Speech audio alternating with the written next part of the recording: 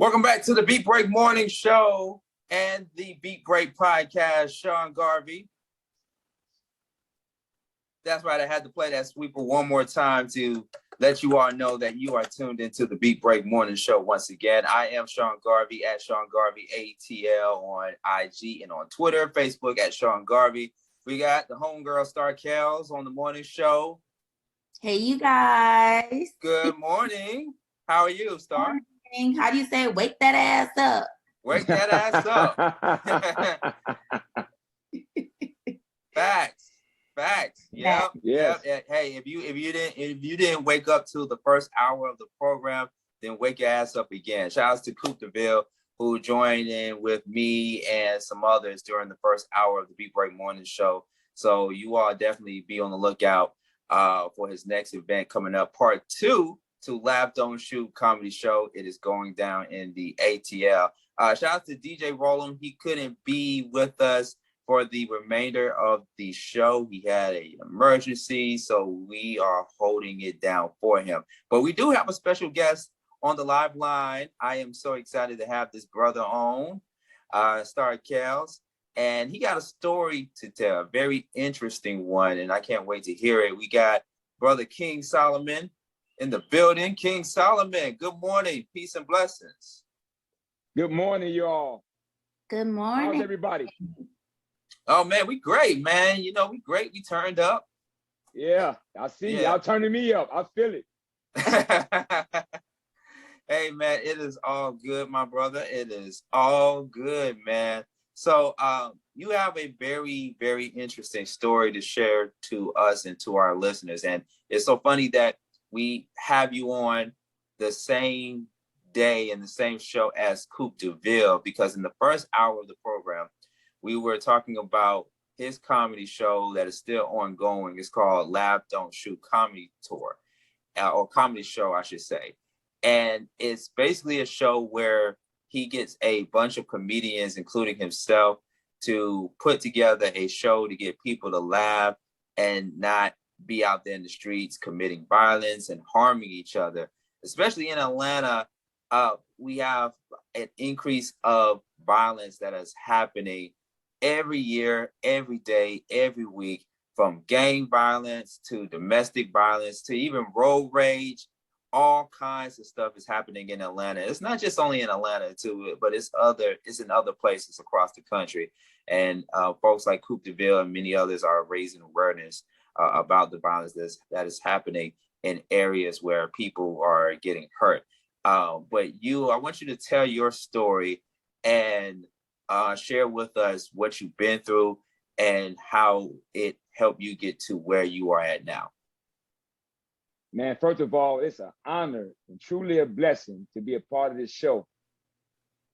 I'm very excited, very enthused. Yes, I started off, I'm from Chicago, Illinois. You got a question for me? Oh, no. Go for it. The floor is yours. You are from Chicago. Shout out to my people out there in Chicago. I got friends in Chicago.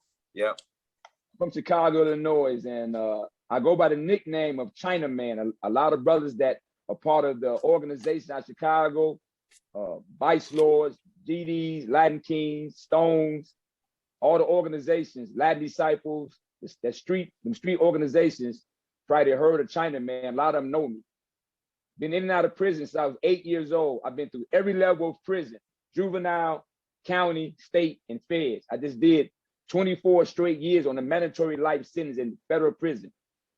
Through the blessing of God and the changing of the law, I was released because of my good programming, transitional change in prison. I took a page out of Nelson Mandela's book, Take Prison and Make a University. Education is the most powerful tool to change the world. So I educated myself in prison. In the streets of Chicago, I came up in an organization called the Vice Lords. And I was a very influential leader in that organization. And that led me through the prison system. And throughout that, I have learned a lot about violence, violence prevention, the reason why violence is apparent now it's just a shame of what's going on today. In prison, I had reached my lowest point at one time, actually contemplated suicide at one time because I had a mandatory life. Mandatory life in the feds mean you're never getting out. You're going to die in prison. You have two forms of life. You got mandatory life and guideline life. Guideline life means that the judge who sentenced you can reduce your sentence at any time he wants to.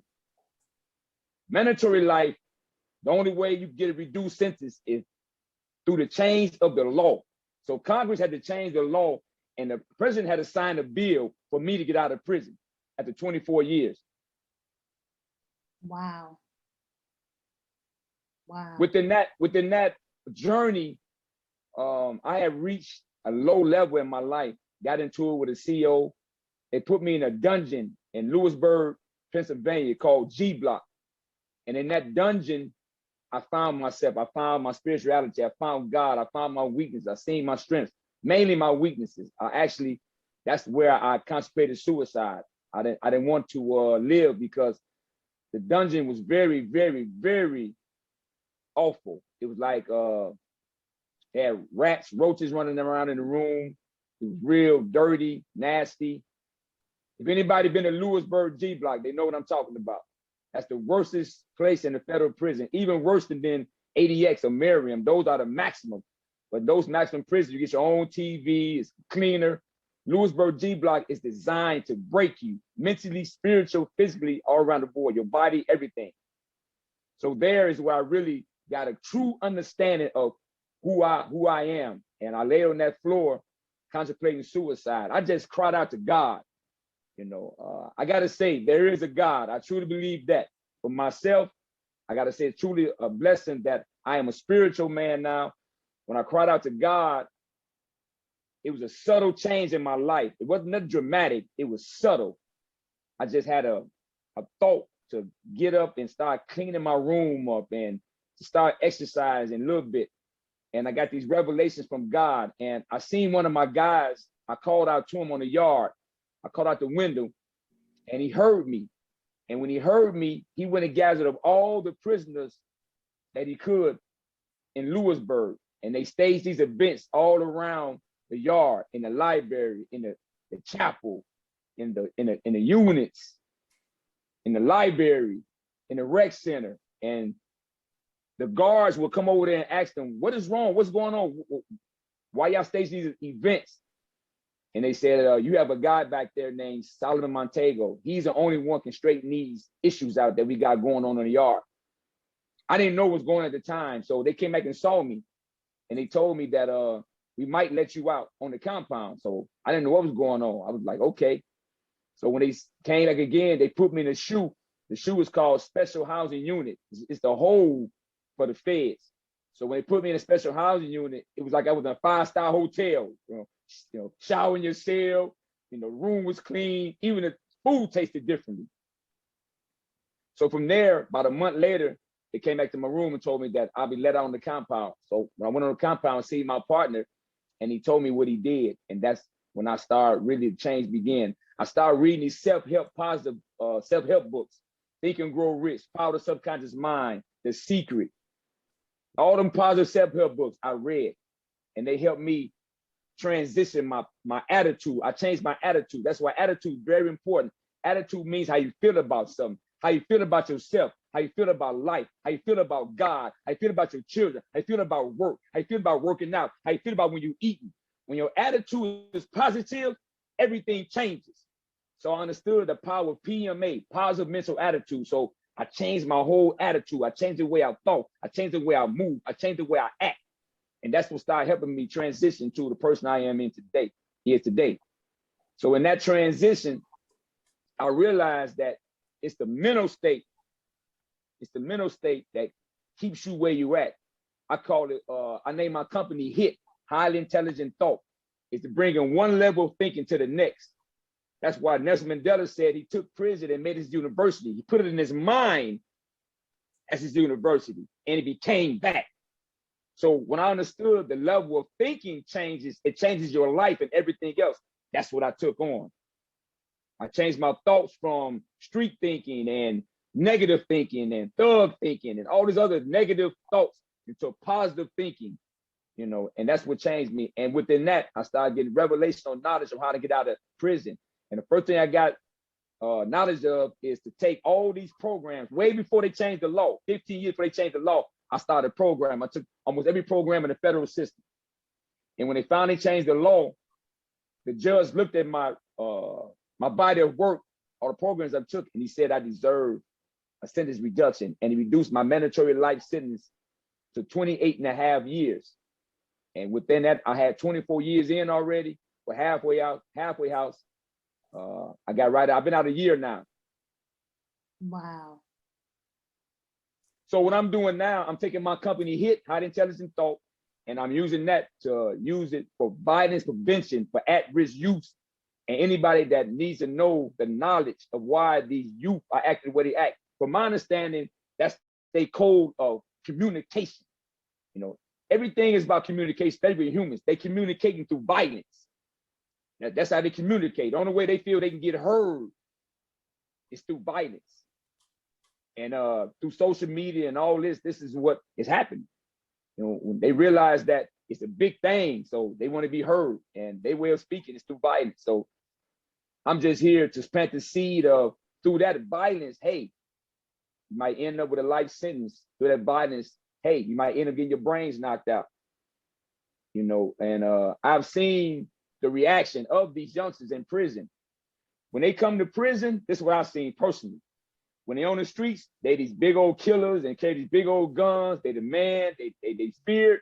But when they come to prison, they back to a baby again, mama's boy.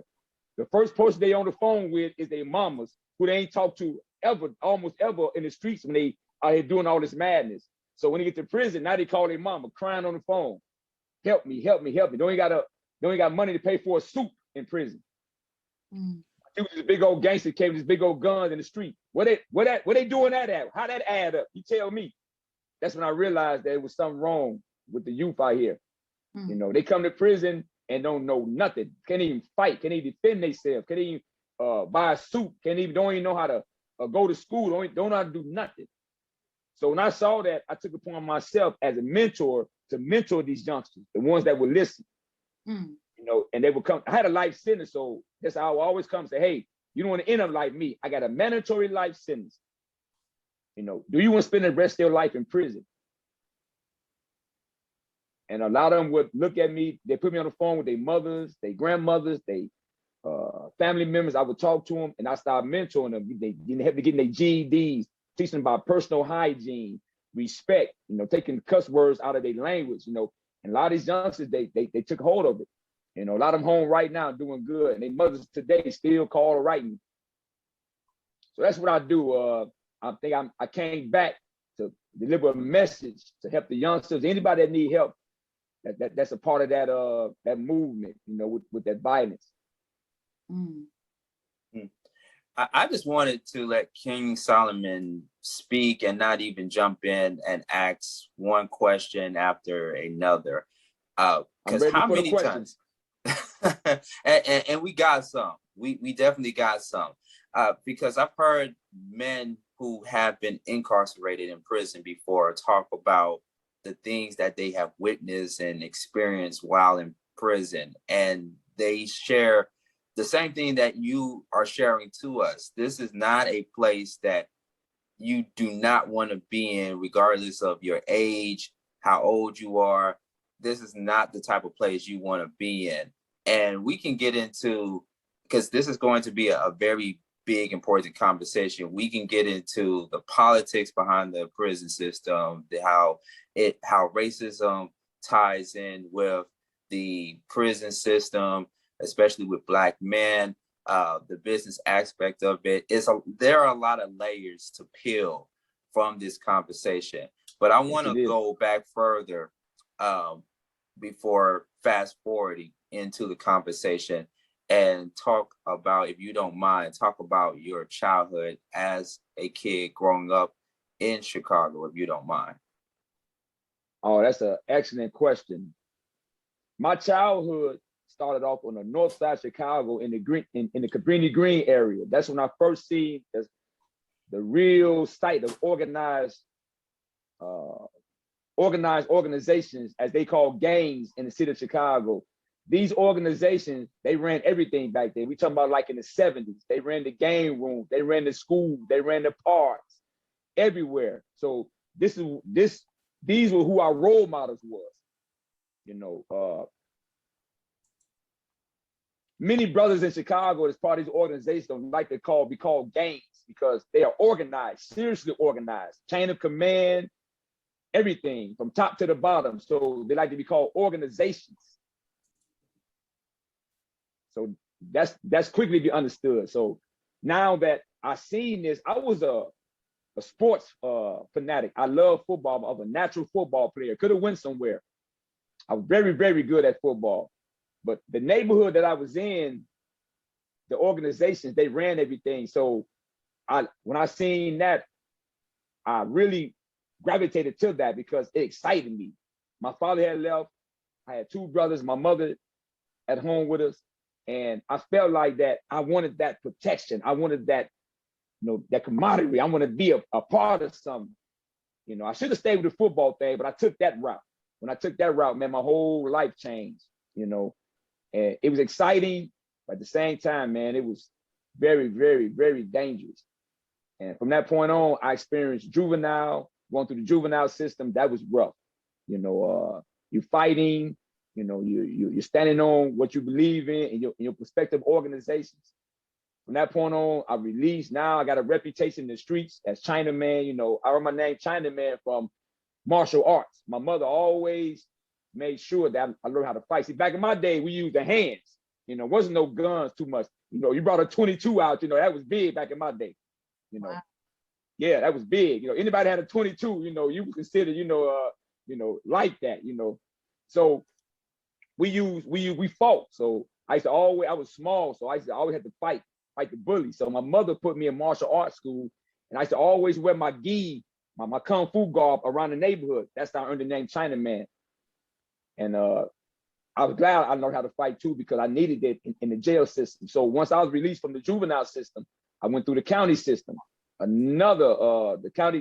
County Jail, Chicago is the most treacherous jail that I've experienced in even the feds, even the state.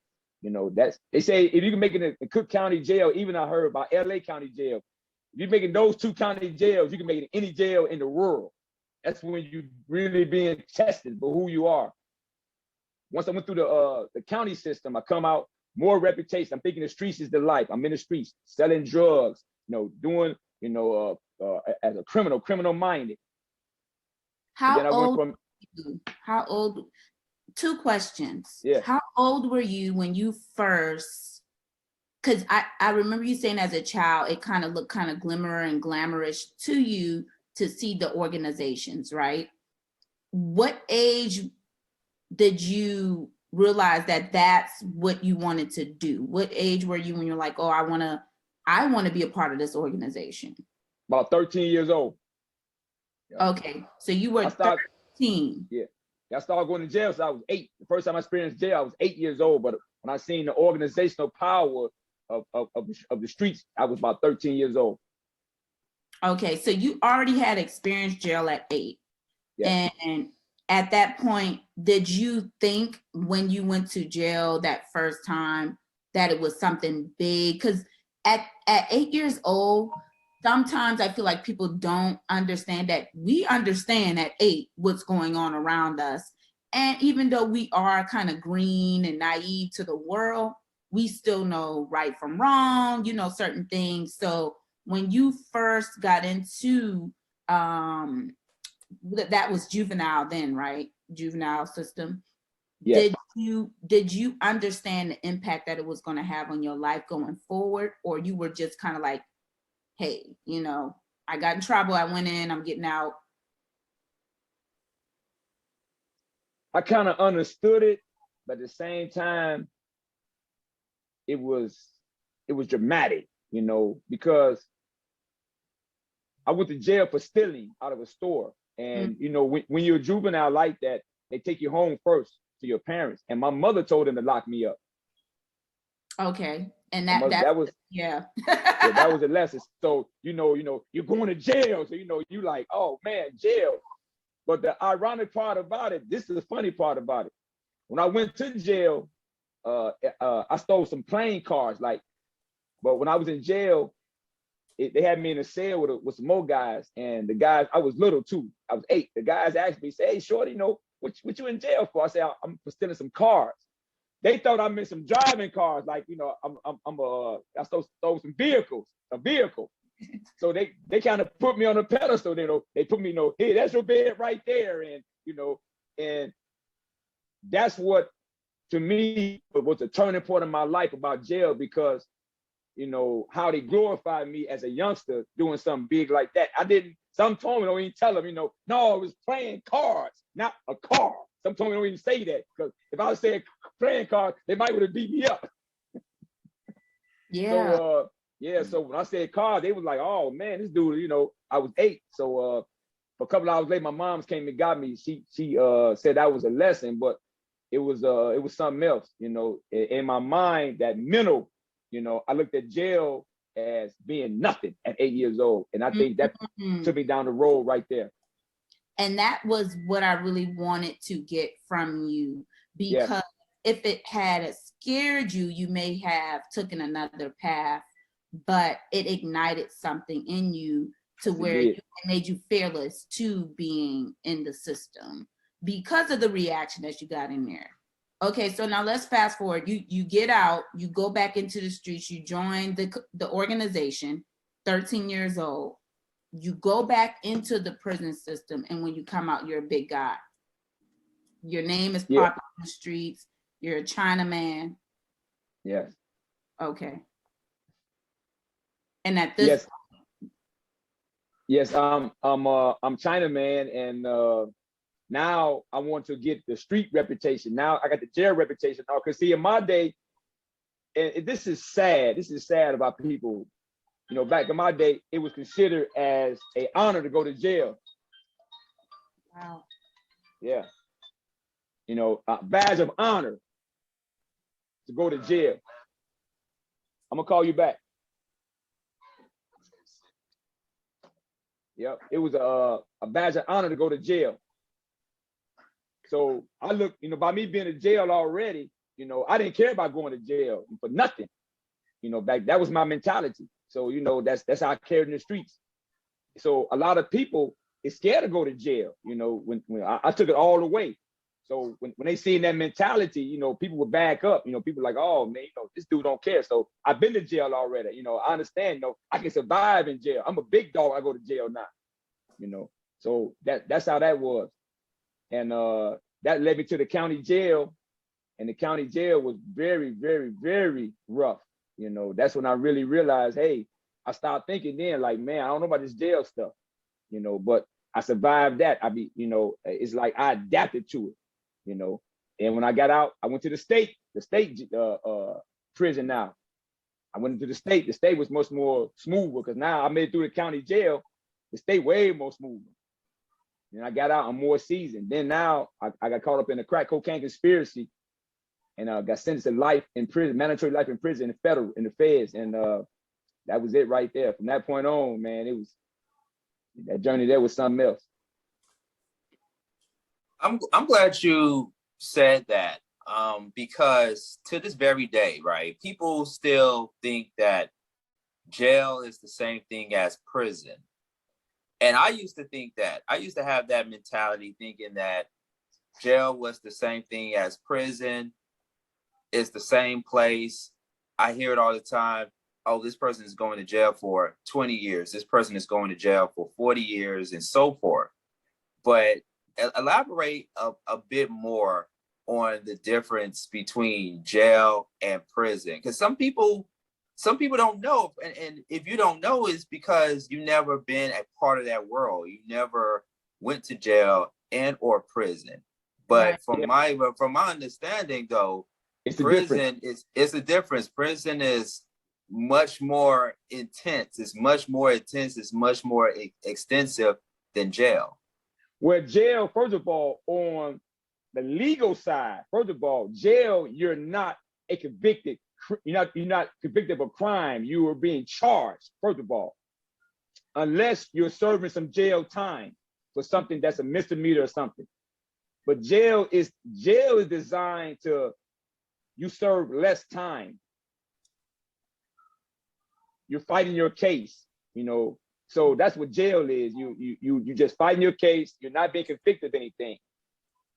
And jail is a little more, I'll say, a little more pettier or more stricter, more confined than prison. You know, a lot of people go to jail and get in those situations, like going to court. They be ready to cop out and go to prison, because prison is a lot more laid back. You know, you got your time. You know, everybody is, you know, more situated. You know, the food is more better. The commissary is better. You wear your own clothes. You know, the main thing about the jail that I experienced is this: like, you're fighting your case and it's rough. You know what I'm saying? You going to court. You don't know what you're gonna face. The food. You busy behind a glass when your family come. But in prison, you know, everything is much more. The food is different. You know, the clothes. You know, the commissary, and you have physical contact with your family in prison. So that's the difference. So a lot of guys, when they go to jail and they fighting their cases, they be ready to get up out of there, and we call it going to the joint. And go to the joint so you can, you know, lay on back and do your bit. Oh yeah, I haven't heard that term in a while. The joint. Yeah, we call it the joint. Yeah. You're going to the joint. Oh boy. Going to the joint. Yeah. Wow. For those who are just tuning in to the Beat Break Morning Show, we have King Solomon on the Beat Break Morning Show talking about life in jail, in prison, and the aftermath from it. A very important conversation to have on the morning show with yours truly, Sean Garvey and Star Kells. And so going back to the earlier years and correct me if I'm wrong, because I want to make sure that I heard you correctly. You was a part of the Vice Lords in Chicago, right? Yeah, a major part of it. Of course, the Vice Lords, and you know, there's other rival gangs in Chicago and in other places as well too. And the understanding that I got, I've never been in any type of gang association or organizations myself. I do know people who have been involved in those type of organizations. But to me, what I've learned over the years is that young people that go into those type of organizations, they look for the support.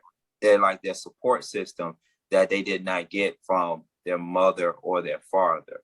It's not so much of the glamorous or the glitz of the gang organization, but it's just more so of family. Like, you know, these are people that ride with me, that kill for me, and, you know, do all these things that I could not get at home. So was it like that with you growing up as a child? Yes, it was. As I said before, as a young boy in Chicago, I noticed that these organizations, they ran the streets. As simple as that. They ran everything in the streets, everything. And I realized this. And if you wasn't really a part of that, from my understanding, you know, you were susceptible for anything. You know, your crib could get broken, your car could get stolen, your mother could get beat up and raped. This was happening back in the day of Chicago. So we called it being plugged. You know, you being plugged with something. So once I understood this as a young boy, I felt like I had to do this. You know, I had to become a part of the organization, not only for myself, but for my family's safety, you know, in the environment that we were living in. And I was right. Wow. I was right. Yeah. Because when you're not a part of an organization in Chicago on how it was back in the day, now you're susceptible for violence, you're susceptible for all type of stuff that can happen to you in the neighborhoods. But when you're about something, when you say, man, you know, I'm a gangster disciple, I'm a Vice Lord, I'm a Blackstone, I'm a Latin king, I'm a Satan disciple, you know, I'm a Latin disciple. Now you somebody, because now they know if you got a problem, you got, you know, 200-300 people coming with you when they come. See what I'm saying? And when they come, they're not playing. So this is how the organizations ran the streets in Chicago. Very organized, very well put together. very intelligent, very smart. You know, it's just, you know, when it comes to criminality, when you break the law, you go to jail. Other than that, you know, it was a safety zone for a lot of youngsters like myself, especially when you have no father or no male figure to teach you how to be a man or how to move, you know. Yeah. That's facts. Start. And I'm gonna tell you this too. Okay. The best thing about the organizations in Chicago back in my day was they didn't tolerate no type of BS like rape and all that type of stuff. They catch a rapist in the hood, he's already beat up before the police get there. That's how the era I come up with. If a mother or elderly or a child get messed with, before the police get there, the organization didn't handle the business on them. You know, they didn't tolerate that stuff. So, not saying that the organization was the police, but they was the last line of defense in the communities, because they will call on us before they call the police, because the police will come and won't do nothing. You know, the organization will get to the bottom. If your mother purse got snatched and it got reported to the organizations, you know, that purse would be back in your mother's custody before the night was over with. Right. with everything, with everything in it. Not one penny missing, huh? Not one penny missing. That's big right there. Go ahead. No, I was just gonna say, like, that was the thing back then too with gang organizations, especially out there on the West Coast. At first, those gang organizations were meant to be existed to protect their own people from the police. So it was their way of alleviating police brutality and from the police to come into those neighborhoods and prevent them from attacking their own people. And then the next few years, and then the years went ahead, and now, you know, the dope happened. Of course, you had the crack in the 80s. A lot of dope was moving around in those neighborhoods, and it turned into something completely different, where now it's more rival gangs going at each other. If you wear the wrong kind of colors on your shirt, on your shoes, you could get jumped, or something fatal could happen to you. And it just spiraled from there. What do you think? Do you think it was more so of the mindset over the years for these type of gangs to go from protecting the neighborhood, from bad officers, from bad cops, to now the situations that we've seen unfold over the past few decades? Not only bad cops, but predators also. Any type of predator that was in the hood was dealt with as well. So if you was a predator or a racist cop or so forth like that, you know, the organizations protected the community from that. What I think what happened was, just like in the Black Panther, if you ever seen the movie Black Judas and Black Messiah, Judas Black Messiah. Yeah. You know, Fred Hampton Jr., that's one of my best friends. I grew up with him. So I understand that whole concept of COINTEL. They use COINTEL with the street organizations too. And they pit gang against gang. And to me, you know, if you watch Oliver North, that whole situation, they didn't want to spread the whole hoods with them drugs. And that right there, once them drugs came into effect, like that, real tough like that, you know, we got a sense of how to get money at a high level. And once you start, all that money came in, once all that money came in, all other stuff went out the window. Right. Yes. You know? Yeah. So that COINTEL, that thing was big. What J. Edgar Hoover did to our people. You know, the Black Panthers, they was the strong. They was the cornerstone of revolution of us as being organized on a street factor. You know, if you know what I'm trying to say. The Black Panthers was like that. So the government seen what they was on. and they planted all type of stuff amongst their organization, and they used those same tactics with the street organizations.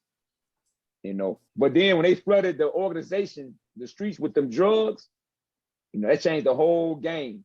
Yeah. But initially, the organization, especially the vice lords were designed to protect the communities. Mm-hmm. Yes.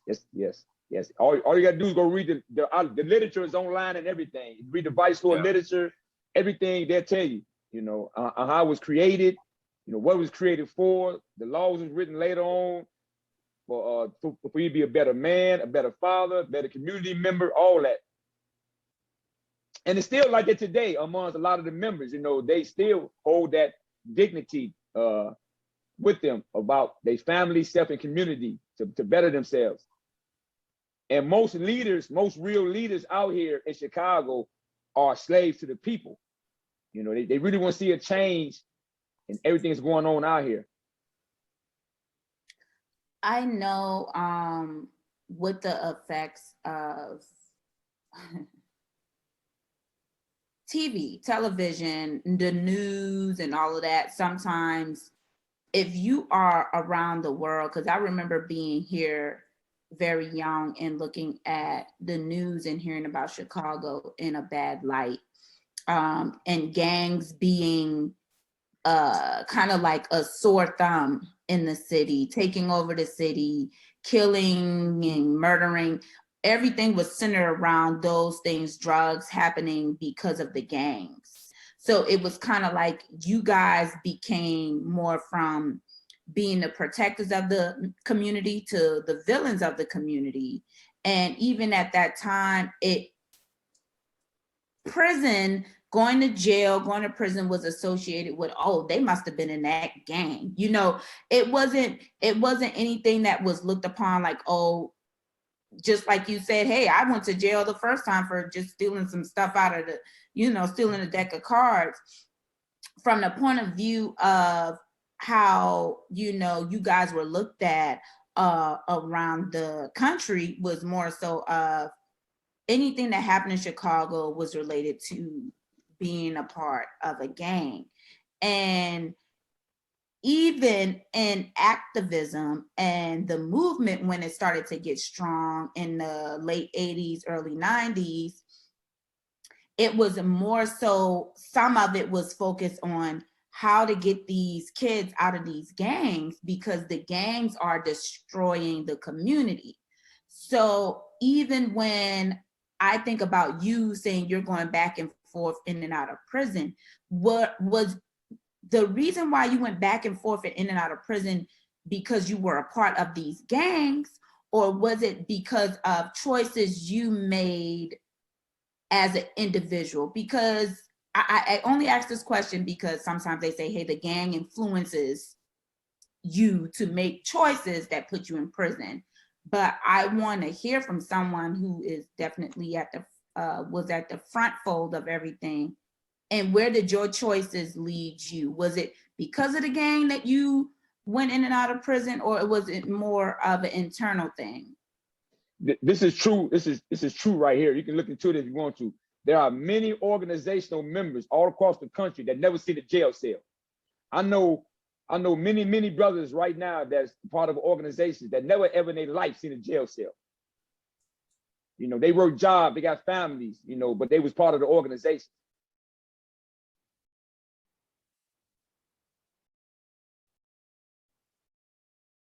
Oh, did we lose Solomon?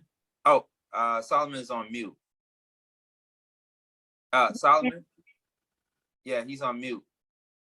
I think he accidentally hit the mute button there.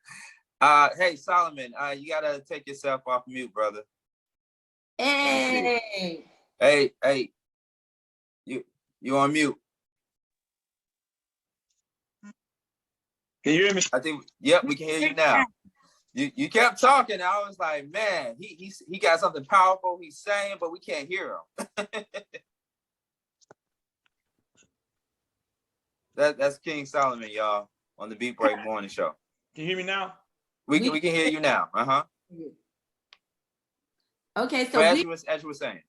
Yeah. The last thing we heard you say was, you know, there's a lot of people that was a part of the organization that never ever seen the light of prison. So I guess you're trying to say those choices of you going to prison wasn't solely based on you being a part of that organization. No, my prison is because of the activities I was in, because I knew that if I can go to jail, it wasn't a problem for me because I thrived in jail. Now that I was a seasoned going to jail, going to prison, I was seasoned in that. So I knew how to survive in jail. So going to jail was nothing to me. And that was the mindset. That was my mentality back then. You know, with a lot of good brothers and good sisters too, you know, they avoided that. They stayed out the way, but they were supportive, you know, of the organizations. You know, they was members, so they never seen a jail cell. You know, I'm one of the ones that thrived in jail. I loved going to jail. Now, you going to jail, I know, like, being a part of a gang and stuff, and you going to jail, sometimes you actually get street cred in the jail, and you may have perks. You may get things or get treated differently because of the fact that you're in prison. Your organization right now is to shine a light on young men, and I guess women as well, who are in these situations where violence is the main focal point, to kind of like change their mindset, because I know what you mean about the mindset change. I meditate, I read, and Think and Grow Rich is one of my favorite books. So I understand the power of prison being in the mind. The way you thinking is a part of the mind, and the choices you make are here. They have nothing to do with the world per se, but how you perceive it yourself within. So when you talk in a light of excitement and having credit and doing so good in jail and being able to survive, there are youth that are starting out just like you in jail, and they're thinking the same way you think it. They probably had the same mentality that you had in the past. How being a part of the prison system, going in and out and getting a life bid, what is one of the strategies that you're going to use to help these youth get out of that mindset of thinking, oh, I got this, I can go to jail, it's nothing, you know, because you know how they thinking. Like, it's nothing, I can do this and get in and get out, and you know, they got me, I'm good on the streets, I'm good in here, you know, that type of mentality. What is one of your strategies to kind of break that, you know? Well, good question. One of my strategies, like I tell everybody, all I can do is come and plant the seed. I believe that with all I've been through from the time I was 8 years old to now, I'm a living testimony that jail was not the place to be. By the grace of God, I was able to get out of a mandatory life sentence. Without that, I wouldn't be having this interview with y'all right now. I'd still be rotting in prison, dying in prison, because I had mandatory life. What I say to them is this, I keep it real simple. I'm not trying to stand on your neck, or whatever you're doing, you're gonna make your own decisions. But I tell them this: know what you are facing, know what you are up against, that you can end up just like me with a mandatory life sentence. Once you know that, now make your choice from there. Once you understand the full consequence of your actions, make your choice from there. And I call that planting the seed. I use myself as a testimony from the time I was 8 years old to now, barely coming back of a mandatory life sentence by the grace of God. Barely coming back off of it. Had I been the same, if I had the same mentality, moving how I was moving, the judge would have denied my motion to have my sentence reduced, because I didn't change. I didn't transition, you know. And I have a question about that, because the transition is very important when you're in the prison system. Yes, it is. I have relatives that are still in the prison system. And one of the things for me, the main concern for me is because, see, the dirty truth is nobody talks about the fact that these Black men not only are going into the prison system because of their environment, but they become addicted to their environment, and even sometimes a product of their environment, where they're partaking in drugs and, you know, doing criminal activities because this is all they know. So when you told me that you started doing all of these programs and stuff, and the judge saw you and was just like, wow, this guy he's in there, but he's not getting in trouble. He's working. He's trying to better himself and do things that will help them. Two of my concerns now is, of course, they're not offering those programs like they used to. They're seeing that you can actually excel if you change the way that you think and the way that you view the world in prison and come out thriving. So I noticed that some of those programs are being eliminated. Also, I noticed that they're not offering a lot of transitioning opportunities for prisoners that are coming back into the real world as civilians of the real world. And they might get right back into that same cycle. They might get back on drugs. They might go back to the streets, no matter the age. They may fall back into the same thing that they left with because they don't have a healthy option for transitioning. And I know that you are a little bit fresh from leaving out. So I guess my question is, knowing what the prison system looks like right now, what are the opportunities or the advice that you can give to those that are in there right now that have these long sentencing and are really seriously fighting their way out? I have a guy right now who literally is reading about law, and literally he keeps sending letters and doing all of these things. And I think it is courageous and wonderful for him to sit there, study and learn the law, because if you know the law, the law can help you even in prison. Right. So that's one of the things that I know for sure because of the experience that I have. But I've never been to prison, and especially not in this day and age. So what are some other ways that they can help themselves in these situations where they can get out and be free like you? And that's my first question. And my second question, I want you to remember this because I might not. What was your transition? What was the offer that the judge gave you for transitioning into civilian world? Okay, to your first question, very good question. I take it back to with myself. I woke up one day and said, I refuse to be miserable.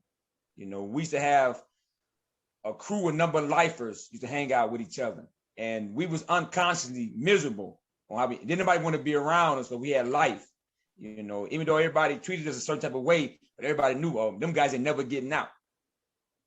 And that kind of bothered me a little bit. So one day I woke up and said, you know what? I refuse to be like this. So this is what HIT is all about, high intelligent thought. When you read those positive self-help books, we possess a power on the inside of us that we can speak things into existence. We can create things into existence. So what I did was I started acting like I was coming home. You know, I started working, I got my body, I started working out, I started going to school, I started reading books, I started challenging myself. I took every what type of program it was, suicide watch, any positive program, I took it because in my mind, in my spirit, in my soul, I felt like I was going home. So you have to feel, you have to put this into your mentality, you got to put this in your spirit, you know, that you are coming home. Okay, how long it takes? It took me 24 years on a mandatory life sentence. You have to have this mentality every day that I'm coming home. When you get on the phone, you tell your people, I'm coming home. How you move, I'm coming home. You know, you confess to the universe, profess to the universe, I'm coming home. So that mindset, things started to change in the universe. Things started to look different. You know, programs started to open up. You know, people coming. I remember when I first changed my train of thought, and this is very important. It's something small, but very important. First thing I changed was the way that I eat, my health. I'm a vegetarian now. So when I changed that, that's my first affirmation. So they would have all these health books on the unit, but when I didn't have that change mentally, I never saw these books. Never. They right there in my face. But the perception, I never saw them. All I saw was these hood books, you know, the other type of books, you know, with girls on them and all that type of stuff. But when I changed my mentality to health and conscious thinking, now I saw all these books now. So it's the perception as well. And I have a story that I tell, a short story that I learned actually in Think and Grow Rich. You probably remember this story. It was this old sage that he was a very wise man, and he belonged to a walled city. And every morning he would come out and play with the children before he started his ritual of helping people. He'd come out every morning and play with the children. That's how he got his day started. So on this particular day, two individuals was moving from their own prospective towns. So the first individual came up to the sage and he said, "Oh, sage, how is it here in the walled city?" And the sage said, "Well, how was it where you just left?" He said, "Oh man, they killing, they doing everything under the sun. I just don't feel safe there no more." He said, "Man, it's the same thing going on here." He said, "Oh, I don't want to be there." So he left. The next man came, saying, you know, asked the sage, say, "Hey, sage, I'm moving. I want to know how your walled city is." He said, "Well, how was it when you just left?" He said, "Oh man, it's beautiful, man. Life is good. You know, good schools, good programs, good everything." He said, "Well, the same thing going on here." And he opened up the wall gate and the man went in. The moral of the story is that whatever you're looking for, that's what you're going to get. Same thing in prison. So in prison, when I changed my whole mentality to take prison and make it my university, that's what it became. You know, all the riffraff went away from me. All I saw was me going to school, me learning something, me bettering myself. So whatever you're looking for in life, that's what you're going to get. Whatever you put out in the universe, you're going to get that back, no matter where you at. And it got to the point where I became such a positive force in prison.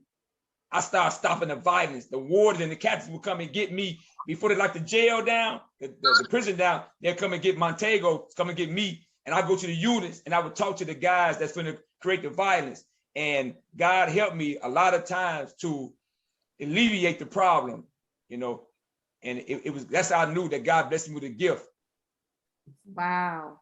Peace and blessings. That's powerful.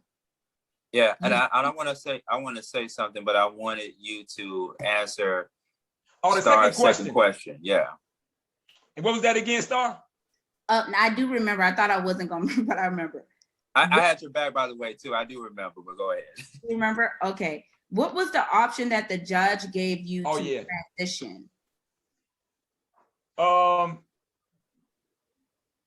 think your question, like, what did he take my why did he take my life sentence off, or is that what you mean?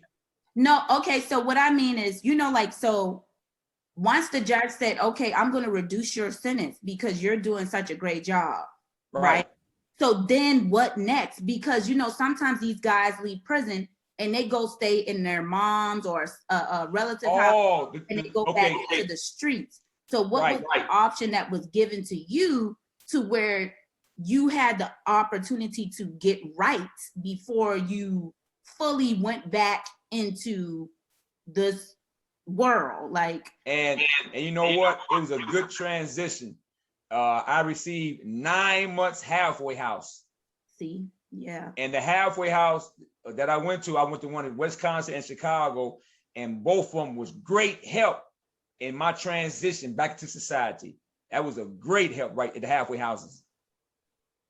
So and the reason why I asked that question is because when guys, especially guys that are very influential in the community, like you were when you were out there, they're looking for you to go right on back out and get right on back into that same thing.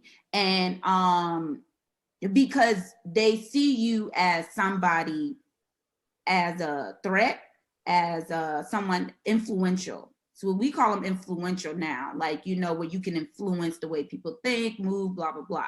So of course, they're looking for you to be like, oh, well, he had so much going on then, he's probably going to jump right back in there and do those things. But when your mindset changes like this, you need a support system where it won't cause you to deflect back to your past. And so the halfway house, for me, I feel like people who are coming out of prison like you, this should be automatic offered to them. It should not be an option or something you have to beg for. This should be automatically offered to you guys so you can do that transition well and be a part of a healthy society, because you're coming in not knowing the world has changed for you. Yes. So yeah, that pretty much answered my question, because that's one of my main concerns. Just that transition for you guys coming back into civilian life. Yeah. Thank you. Yeah, absolutely. Absolutely. For those who are just tuning in, we are coming up on the next hour of the Beat Break Morning Show. We're talking to King Solomon about his story, about his struggles, growing up in Chicago, became a prisoner, became an inmate in solitary confinement, and now a free man, and going around spreading knowledge and wisdom to young cats, young people that are currently active in the prison system or already inmates in the prison system. And I want to put a bookmark in this conversation real quick to shout out one of our sponsors here. And for those that are looking to get some home improvement, it is springtime now, so there's no excuse for this. But if you own a home, or if you happen to rent an apartment, you might want to contact Silverback Contractors LLC if you need some home improvement. They specialize in painting, pressure washing, bathroom remodeling, drywall, and so much more. They can even help you move your furniture, appliances, and all of your household needs, especially if you are planning to move from your old apartment or perhaps maybe into a new home. So make sure you contact Silverback Contractors LLC at 404-960-1972 if you are in the Atlanta area. They are mobile as well. So if you happen to be outside of the state of Georgia, you can still give them a call at 404-960-1972 or send them an email to silverbackcontractorsllc@gmail.com. And if you are loving the content here, we will have a Patreon source real soon. We will be on Patreon real soon. But in the meantime, send us a donation to our Cash App account if you are loving the Beat Break Morning Show content. That is Cash App, $reach the #1 communications, all lowercase, and support the movement. We still have King Solomon right here on the Beat Break Morning Show. A term that I want to bring up is institutionalized. We hear that plenty of times from people who have came out of the prison system or are already still serving their time in prison. It's one of those things where if you've never been in prison before and you walk in there, you know, innocent, you may have not even committed a crime. You may have been judged wrong or accused for committing a crime that you did not commit. And 6 months, the first 6 months in, you start to get acclimated. You're in that process of getting acclimated to prison life, but you want to get out of there. You want an appeal. You want to get back to civilian life. You don't want to be in there, right? And then over time, you're still waiting for an appeal. You're still waiting to get free. And then a year go by or two, and already you've become institutionalized. You don't want to leave prison. You don't want to leave jail. You don't want to leave prison. You don't care about getting an appeal. You don't care about whether you get free or not. This has become your home now. So to you, King Solomon, has there ever been, because you said that just a few moments ago, something very powerful, and it was that mindset. you keep telling yourself, I'm coming home, I'm coming home, I'm coming home. But have there ever been times where you had conversations with your fellow former inmates in prison where they didn't have the same kind of mindset as you? They just like, you know what? I'm gonna be here until the day that I die, whether they committed a crime or not. Have you ever had a conversation with them? And what was that conversation like with those inmates or those people in prison that didn't have the same kind of mindset as yours? Well, before I got the mindset that I got spiritually, I got the revelation to affirm my release. I was one of those people like that. You know, I at one time, you know, I did feel that I would spend the rest of my life in prison. So I understand the mentality when many emotions you put in and get shot down. You know, relationships get tore up, you know, because of prison. Your kids grow up, you know, without you. You know, it's just the whole thing. You know, your family members are dying, you know, and you're experiencing all this in prison with a life sentence. So now all this stuff is weighing on you. So now you especially when you petition the court, you know, I have issues that I knew that I could have won on, that you feel like it's inside of you. Then you get that letter in the mail saying, you know, your motion has been denied. You know, so now you still feel like, man, you know, I'm not never coming home. And the conversations be institutionalized. It'd be, okay, now you're claiming, now this is what I tell people, very important. You got to be careful with this. You start claiming your cell as your home. You start claiming the phone, the prison phone, as your phone. You know, you start claiming the wash machine and dryer as your wash machine and dryer. That's becoming institutionalized. You start claiming a certain seat in the library as your seat, you know, or in the movie room as your TV. You know, that's when you start becoming institutionalized. You start going to the weight room, you start claiming a certain bench or a certain set of weights as your weights or your weight bench. That's when you start becoming institutionalized. And when you do that, man, it's a hard fight from there. So be careful what you claim. See, when you start claiming something, you become that. So that's why I realized, understand the true affirmation, claiming my freedom, taking my life back, you know, not claiming that institutional stuff. That's their stuff. I'm claiming my freedom. I don't care how long it's going to take me to get out of here. I'm not claiming that stuff no more. Wow. I love that. Like it's all about mindset. And I know you said something about, you know, you started working out and, you know, changing the way you eat. So I'm thinking maybe you should, you know, give the ladies something to look forward to, show us what you're working with. I'm just I like that, Star. Yeah, just a little bit of comic relief right there. I love it. I love it. Yeah, you know, we got to throw a little comedy. You need to come on the show again when we're having fun, because we get it. I can show a little muscle now. You hear me? Hey, show them a little. I'm gonna tell you. Let me tell you something.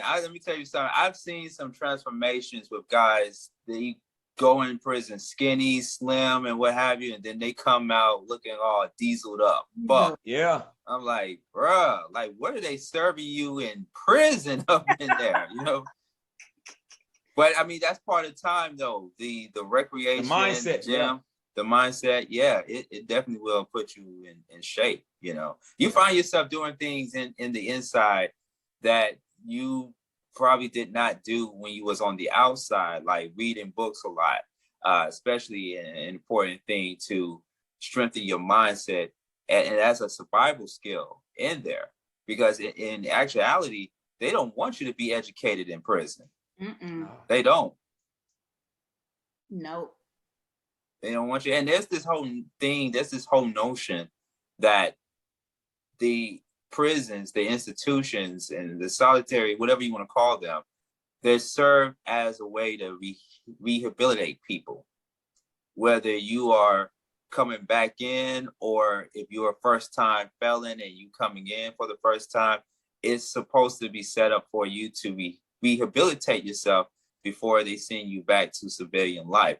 But King said it on here that it starts with the mindset. And from what I got from it, it seems like the prison is not meant to rehabilitate you if you're going in for the first time. You have to rehabilitate yourself. You have to depend on yourself to rehabilitate.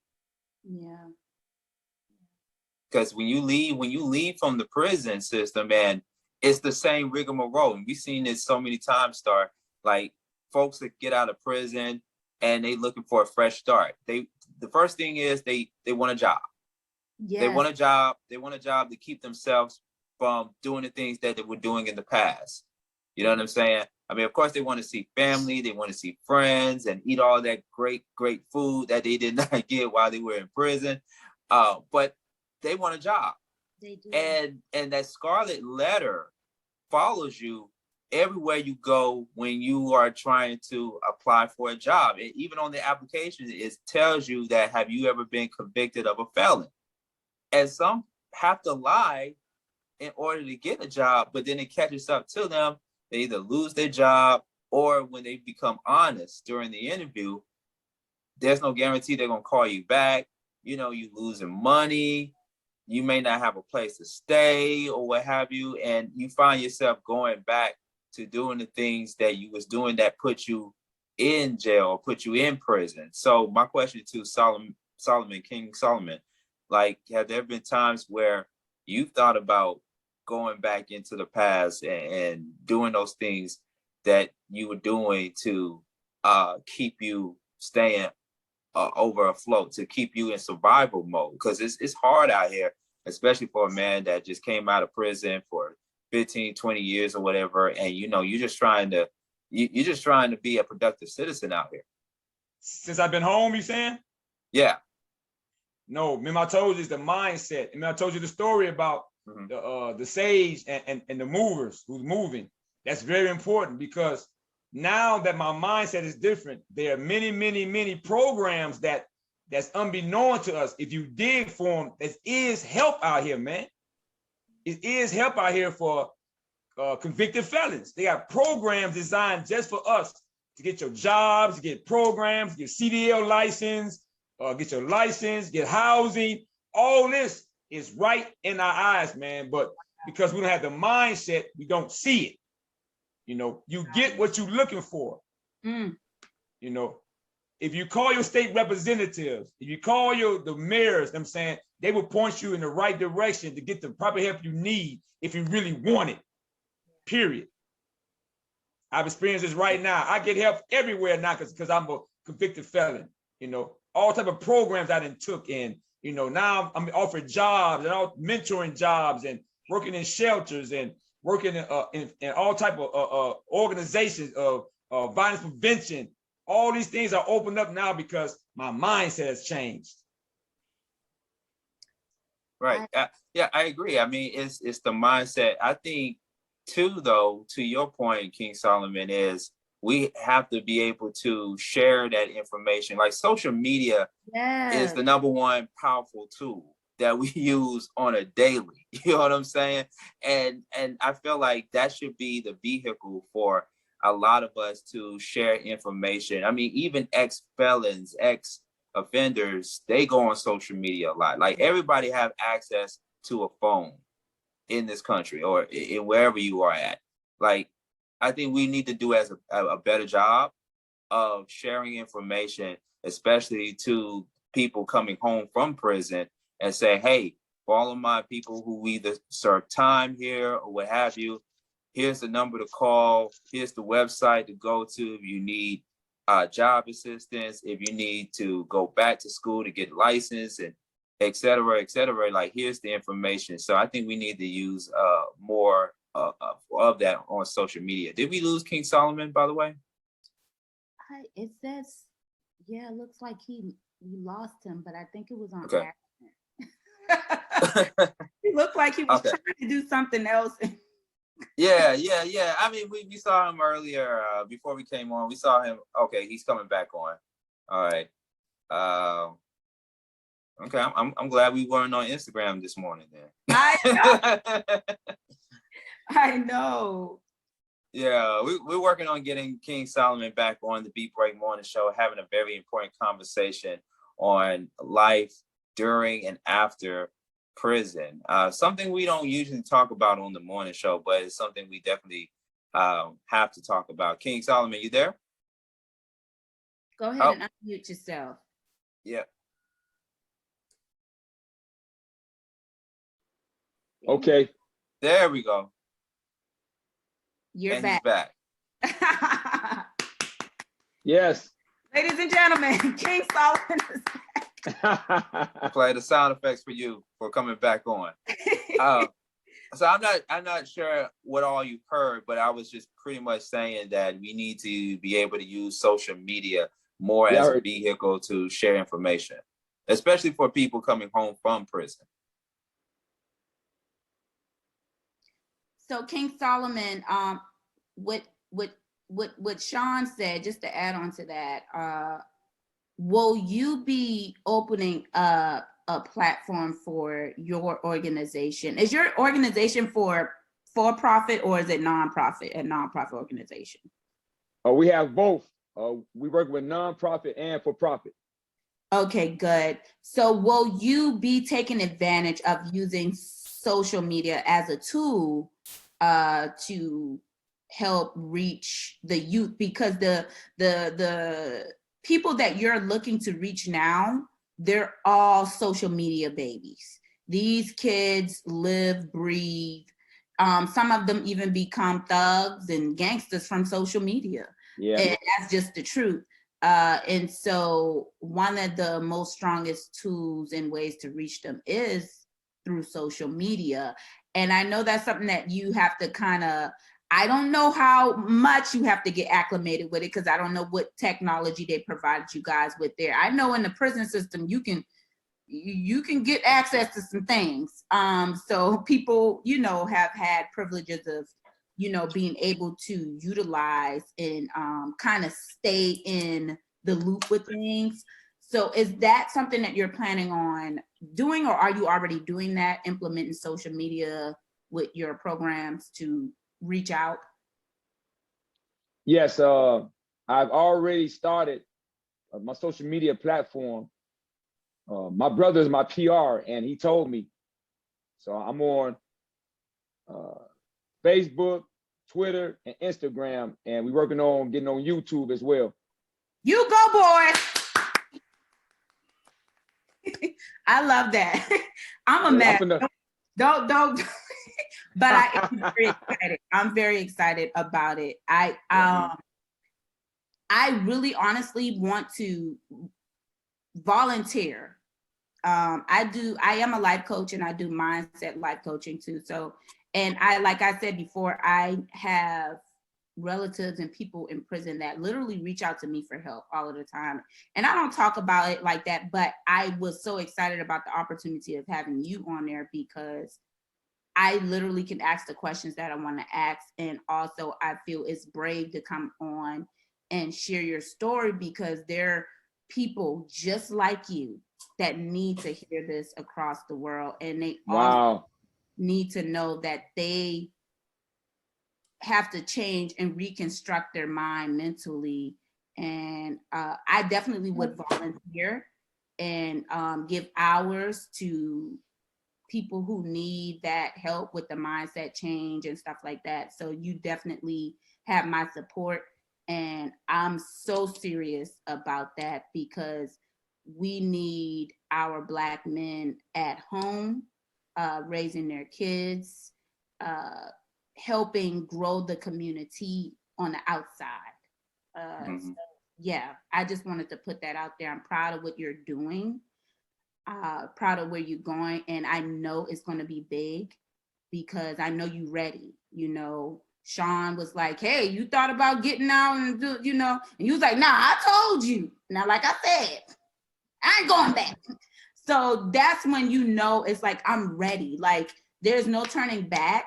There's nothing but me going forward and creating the life that I really want for myself and the life that I want for my community. And so I'm all for it. Yeah, indeed. Sounds good. Indeed, that's what the chat box is for.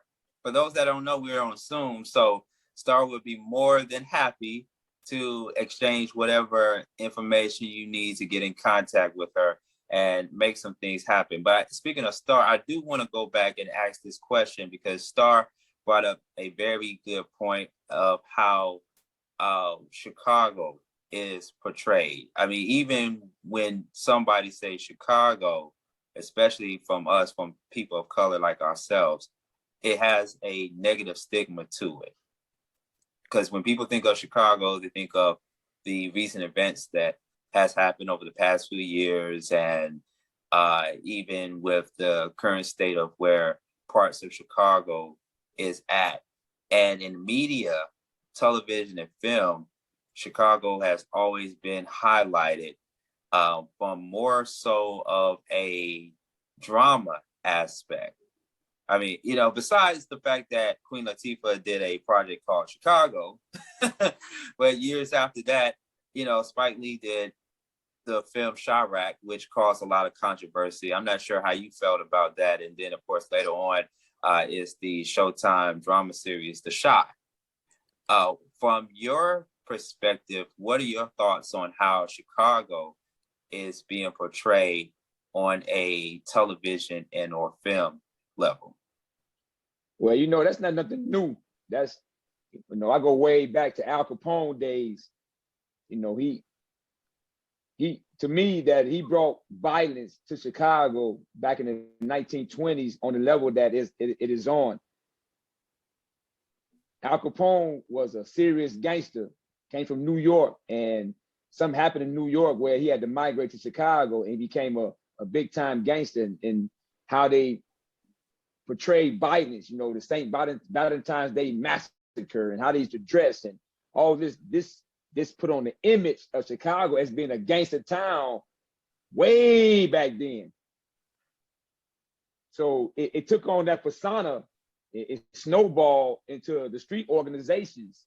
You know, this who they looked at, you know, as being to the level of getting an understanding across. You know, Chicago is a hard city. You know, it's gritty. You know, but one thing about Chicago that I know for a fact is it's also a good city. It's also a loyal city. It's also a city of unity. And this is what the street organizations represented, period. You know, it's just that when time comes to, you know, get ugly with it, Chicago is known for that. And they go all the way with it. You know, so these youngsters today, like I say, they communicate through violence now because they feel the violence is the way to get their point across. And it's sad how the city is portrayed like that, because you got a lot of good people in Chicago that want to do good things and help people. Yeah. Oh yeah. And the other thing that makes me think about Chicago from a positive standpoint is the music. You can't deny the music out of Chicago. The artists from Chicago, Kanye, Common. Common is up there. Common is one of my favorite artists, man. Love him. The Brat, so many others. You know, I still bounce to Crucial Conflict from back in the day. I still bump that music to this very day. But I love the music there. I actually still am planning on going up there to Chicago because, like I said, I have some homies of mine that are out there in Chicago. So I'm looking forward to that. Now, fast forward even more with where we are at today with violence. Like even now, violence have escalated to the point where you see it being glorified on social media. And I was saying a few minutes ago that we need to be more involved in exchanging and sharing information on social media to help people coming out of prison get jobs and what have you. And so do you think, being that you come from the gang organization world, do you think social media, kind of like what Star said just a few moments ago as well, do you think social media, being the platform that it is, that it could potentially multiply even more gangs organization, more gang members to do what they do? Do you think social media could continue to breed more gangs? I think it depends on what you're looking for. Like, I just got on social media. I've been out a whole year, and I told myself when I came home, everybody wanted me to get on social media, but I knew I wasn't ready. When I come on social media, I want to come with something. So I came with my whole hit idea, and that's what I'm about. Yes, I'm a ex-gang member and organizational member and so forth, but it's what you're looking for. That's what I see. If you're looking to be a part of something that can cause a snowball effect to be engaged on social media, that's what's going to happen. But at the same token, social media can be used as a token to detour violence, to help individuals that really wants to help. So it all goes back to me, is what you're really looking for. So I use social media as a platform for me to send my message across, to plant the seed in these youngsters, say, hey, what you're doing, man, you need to think twice. And because, the consequences are real heavy if you know what you're up against. Indeed, indeed. I know that folks like Snoop Dogg, right? He's still repping Crip. Yeah, I mean, we love him. We love him, man. And we are just so very impressed in his own personal transition and being a positive male role model, just going out and being a football coach and doing movies and doing TV. We've seen Snoop Dogg evolved over the years. Yes. He's still repping Crip, of course. And so that goes back to the notions. Like, when you hear somebody say, well, even though I'm a changed person, I am a reformed person, I don't do any of that stuff that I was doing when I was with the gang back in the day, I still represent them. Is that notion still true? Like, once you are a gang member, you always a gang member, even though you may not be active, but does it come with you as you evolve? Or is it more so of, how you think of the mindset? Yes, from my understanding, like Snoop and a lot of us good brothers, it's looked upon as a family, man, not as a gang or something that's evil or bad. From my point of view, and Snoop probably can verify this, it's probably been issues where in his life that the so-called Crips or whatever probably saved his life. So he will not turn his back on his people because that's where he came from. He what you call a success story as part of the Crips. And that's what it's all about, because you a Crip, a Vice Lord, a Stone, Latin King, GD, so forth. That don't make you a bad person, it'll make you a criminal. So it's in his heart, it's in people's hearts that who you are, And so what he's doing, he's giving back to the communities, being a football coach or a life coach and use his experience to help people. I'm doing the same thing. I will not turn my back on my people. Facts, man. Wow. Because that's who they look to, man. They look to the Snoop Dogs and so forth. They say, hey, man, if Snoop can do it, I can do it too. Right. And that's what I've been feeling, even especially quite some time with the youth. They will listen. And this is just me. They will listen to the celebrities. They will listen to the rappers first before they even listen to their own parents or even listen to their teachers. I come from a community where television was our role model. Our heroes were the celebrities, were the rappers that we've seen on television or the actors we've seen on television. Like, man, I want to be like that person that I've seen on TV one day. I don't want to be like my mom. I don't want to be like my dad. I don't want to be like my teacher. I don't want to be like my pastor. But I don't even want to be like the local politician. I want to be like that person that I see on television. I want to be like Mike. It's like that saying, I want to be like Michael Jordan. I want to be like that athlete on TV. And so many of us, we grow up, especially coming from that community, from that world. We grow up seeing the people with the lavish lifestyles or, that sense of family that so many of us didn't get at home. I know for me, growing up in a single parent household, it was hard to look up to my mother because it was hard as a young Black male to see yourself in your mom. You know what I mean? And like I've hung around different types of people, but some of the people that I surrounded myself with were somewhat bad influences, and that, you know, we were going to end up going into a different path later on, once we got older. And so I say all that to say, with the young generation today, they're going to hear a King Solomon, especially after this interview. They're going to hear King Solomon because there's so many young brothers and even young sisters out there that can relate to what King Solomon is saying. You know, if you haven't went through what King Solomon went through, or what that young Black boy or that young Black girl went through, you can't tell me anything. You can't talk to me about life and, you know, staying in school and stuff like that. You don't know what I've been through.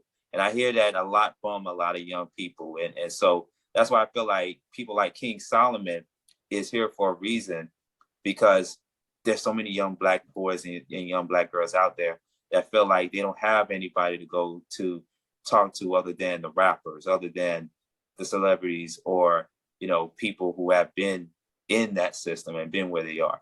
But I do see we have Chief Kamara on the live line.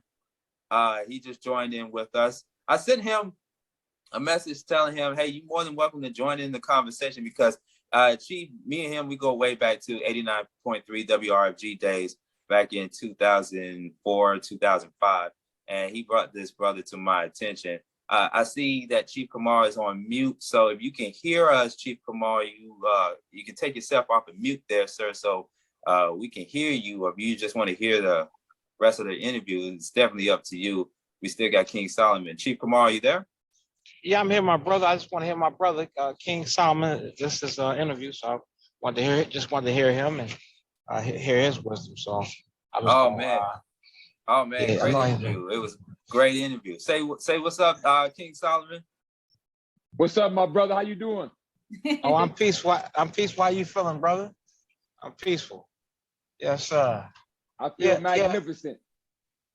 Well, I mean, he's on his way to be a great motivational speaker. I'm telling you, he's gonna be great, man. So he's fired up. I seen him come a long way. I met him when he was a young man, back in the early '90s, you know, and he's has turned his life around and trying to be inspiration to others as well. So I'm really proud of him, and just, you know, I just see him going far in this motivational speaking, and he can do a lot for young people because he's experienced it all. Like, he's been through the juvenile system, the state system, and the federal system. So he got a story to tell. So I'm just listening to my brother, and I'm proud of him. That's all. And we love you, brother.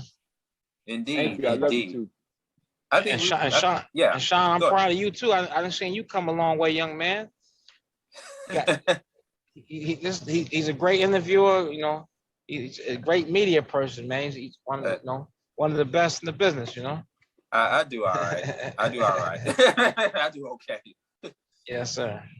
Yeah. And you know, and I'm so glad that we reconnected. We actually reconnected. True story, on a radio show, on one of the radio shows on WAOK a couple of months ago, and we stayed in contact from there. But yeah, I've known him from the WRFG 89.3 FM days, where he called into the show that I was doing back in the day.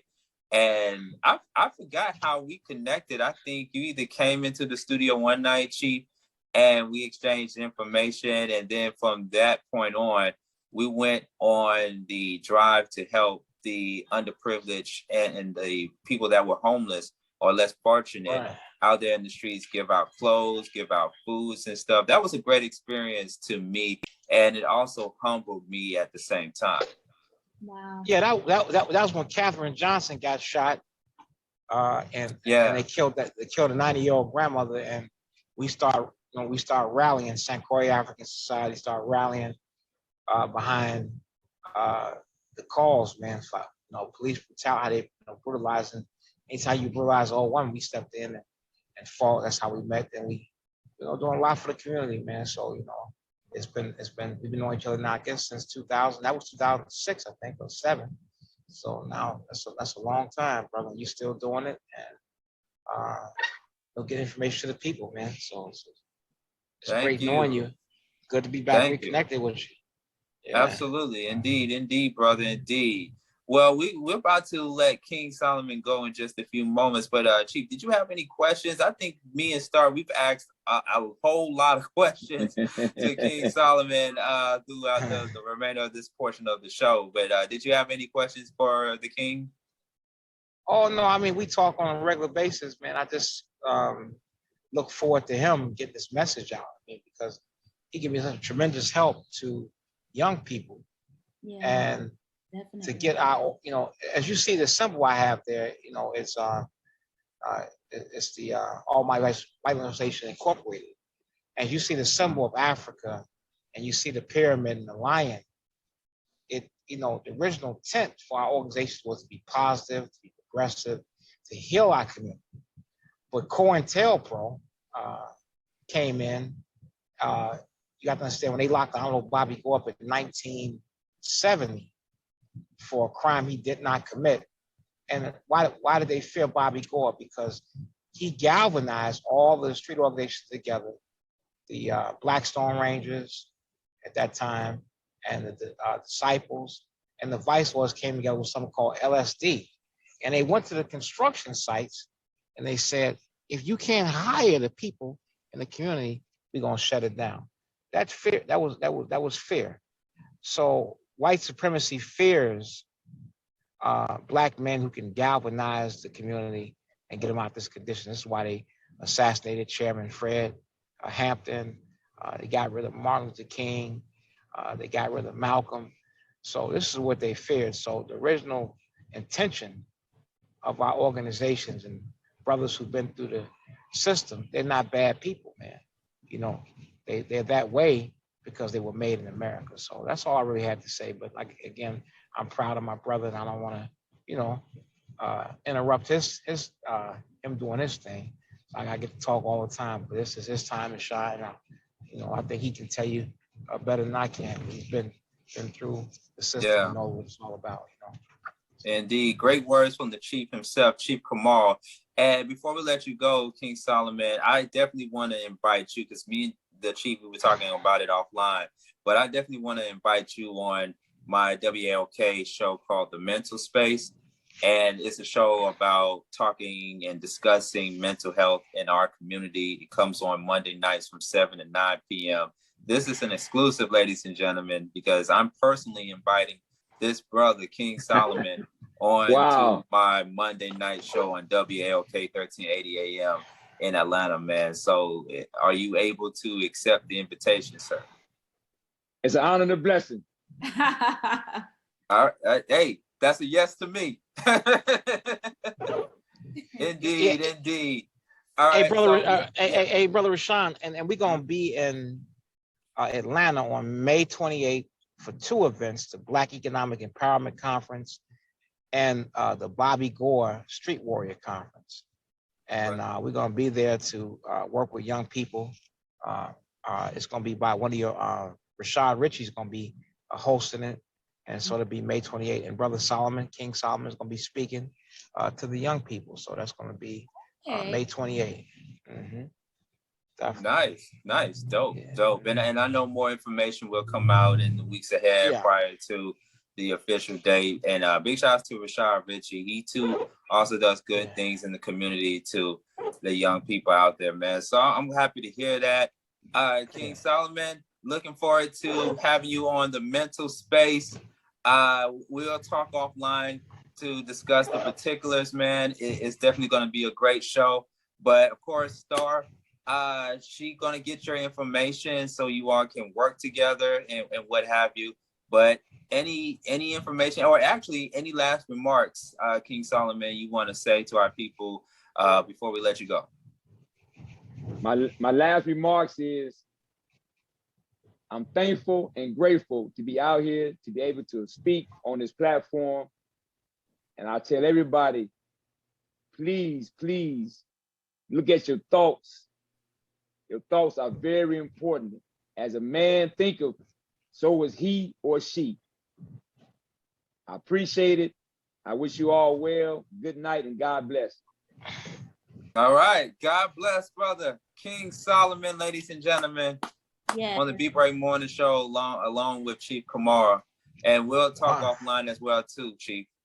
All right. I'm so proud of my brother, boy. I'm telling my brother, boy. So proud of him, man. Yes, sir, brother. All right. Indeed. All hail to King Solomon. All right. Thank y'all. All right. All right. Thank y'all. Y'all have a great morning and a great night. All right. Peace and blessings. This will be on the radio station all over, huh? Yep. It'll be on, and you're still live, by the way. Yep, it'll be all on our platform. Shout out to 101 The Vibe FM and in Louisville, Kentucky, as well as the Flow Television Network. Shout outs to you guys, Thinking Out Loud Network, and also on Beat Break 87 FM, Reach One Network, and all of our streaming platforms, Spotify, Google Podcasts, iHeart Podcasts. So it's going to be everywhere, even YouTube. If you haven't already, y'all subscribe to our YouTube channel at Beat Break Radio. So we're going to be everywhere. All right. Thank you. All right. Thank you. God bless. Got to give the hand applause to y'all guys again. All right. All right. Thank y'all so much. All right, y'all. It's King Solomon and Chief Kamara on the Beat Break Morning Show. And Chief, you got any last remarks yourself as well? Oh no, I'm just proud of my brother, man. I think you all need to be looking out for him. And if you want to book my brother King Solomon to speak, you can reach out me at 708-631-4123, and he wants to come speak at your school. He has a message to tell people. He can talk to your youth to keep them out of trouble. Why not invest a little bit into, getting a young man that can come in and get these young people on the right way? So get King Solomon to come speak at your school, your church, your youth groups. He's available for speaking engagements.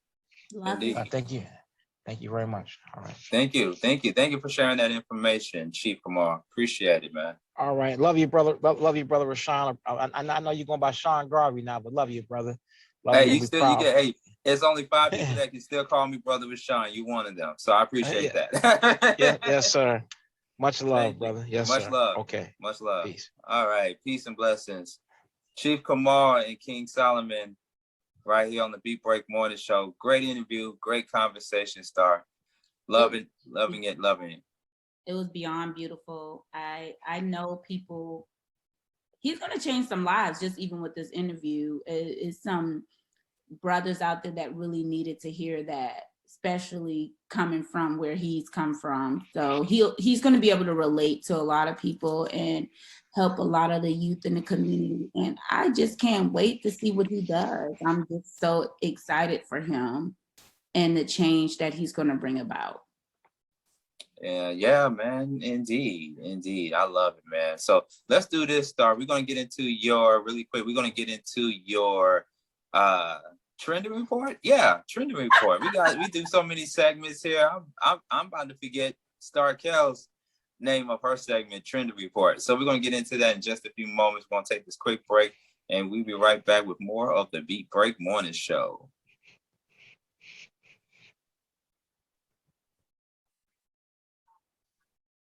All right, welcome back to the Beat Break Morning Show and the Beat Break Podcast. Sean Garvey, Star Kell, still hanging out with yours truly. And once again, DJ Rollum is not with us this morning. He will be back on with us next time. We had to take care of an emergency, or our prayers and thoughts go out to DJ Rollum. So yeah, great interview. We've been having some great interviews thus far this morning.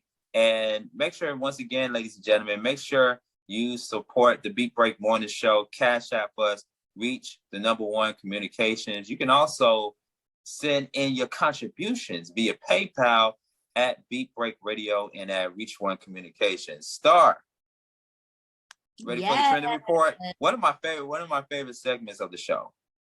I'm glad you like it. So let's get into what's trending, baby. Let's get in what's trending. Here is the trending report with Star Kells.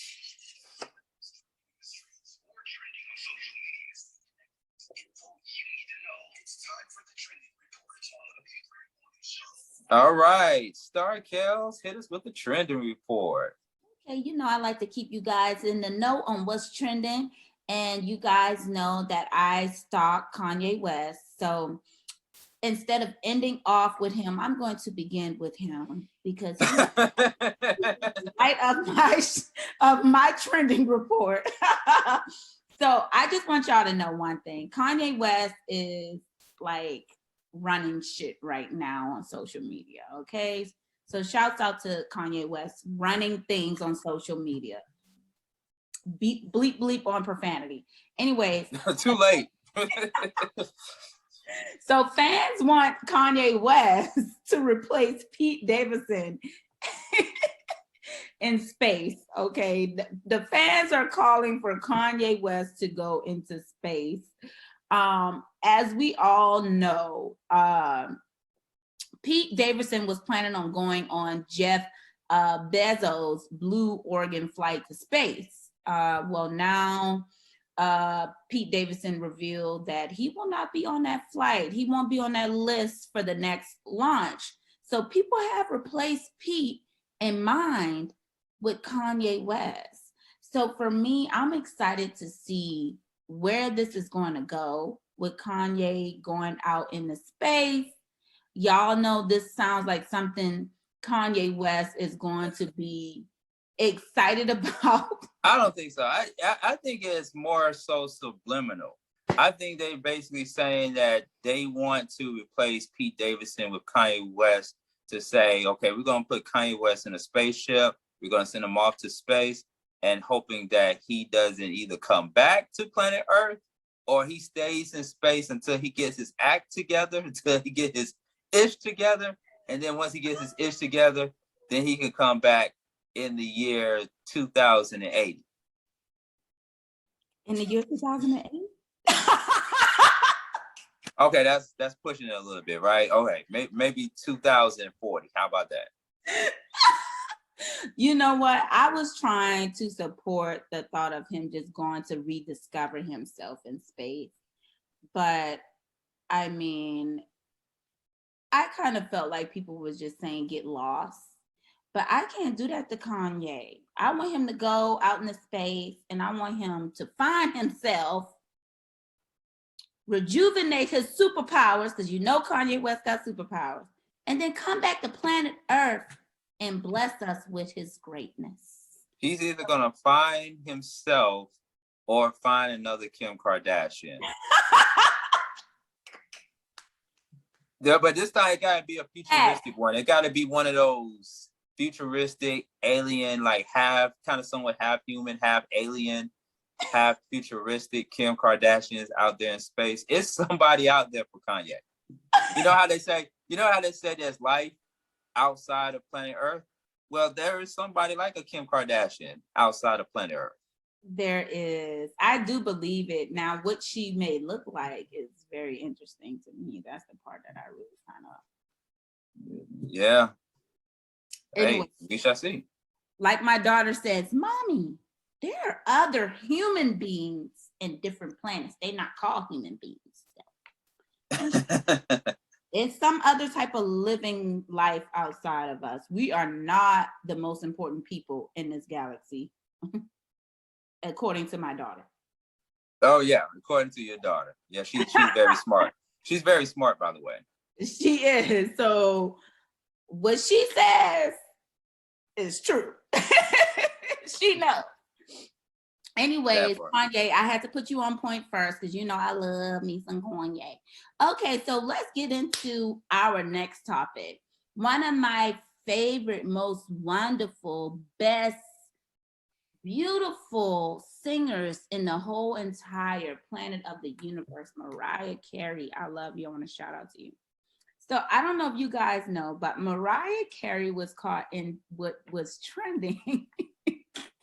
She went viral because she accidentally, well, At least that's what it's saying. But we'll just go with it. She accidentally texts Sean, what's his name? Sean Mattis? I don't even know. Sean Mattis? I thought you were about to say Sean Kingston. Right. Oh, that would have been a little hot text, Sean Kingston. But she accidentally texts Sean Mattis. Mariah Carey tweeted a text exchange between her and Sean M, where she wished him happy Thanksgiving despite it being St. Patrick's Day.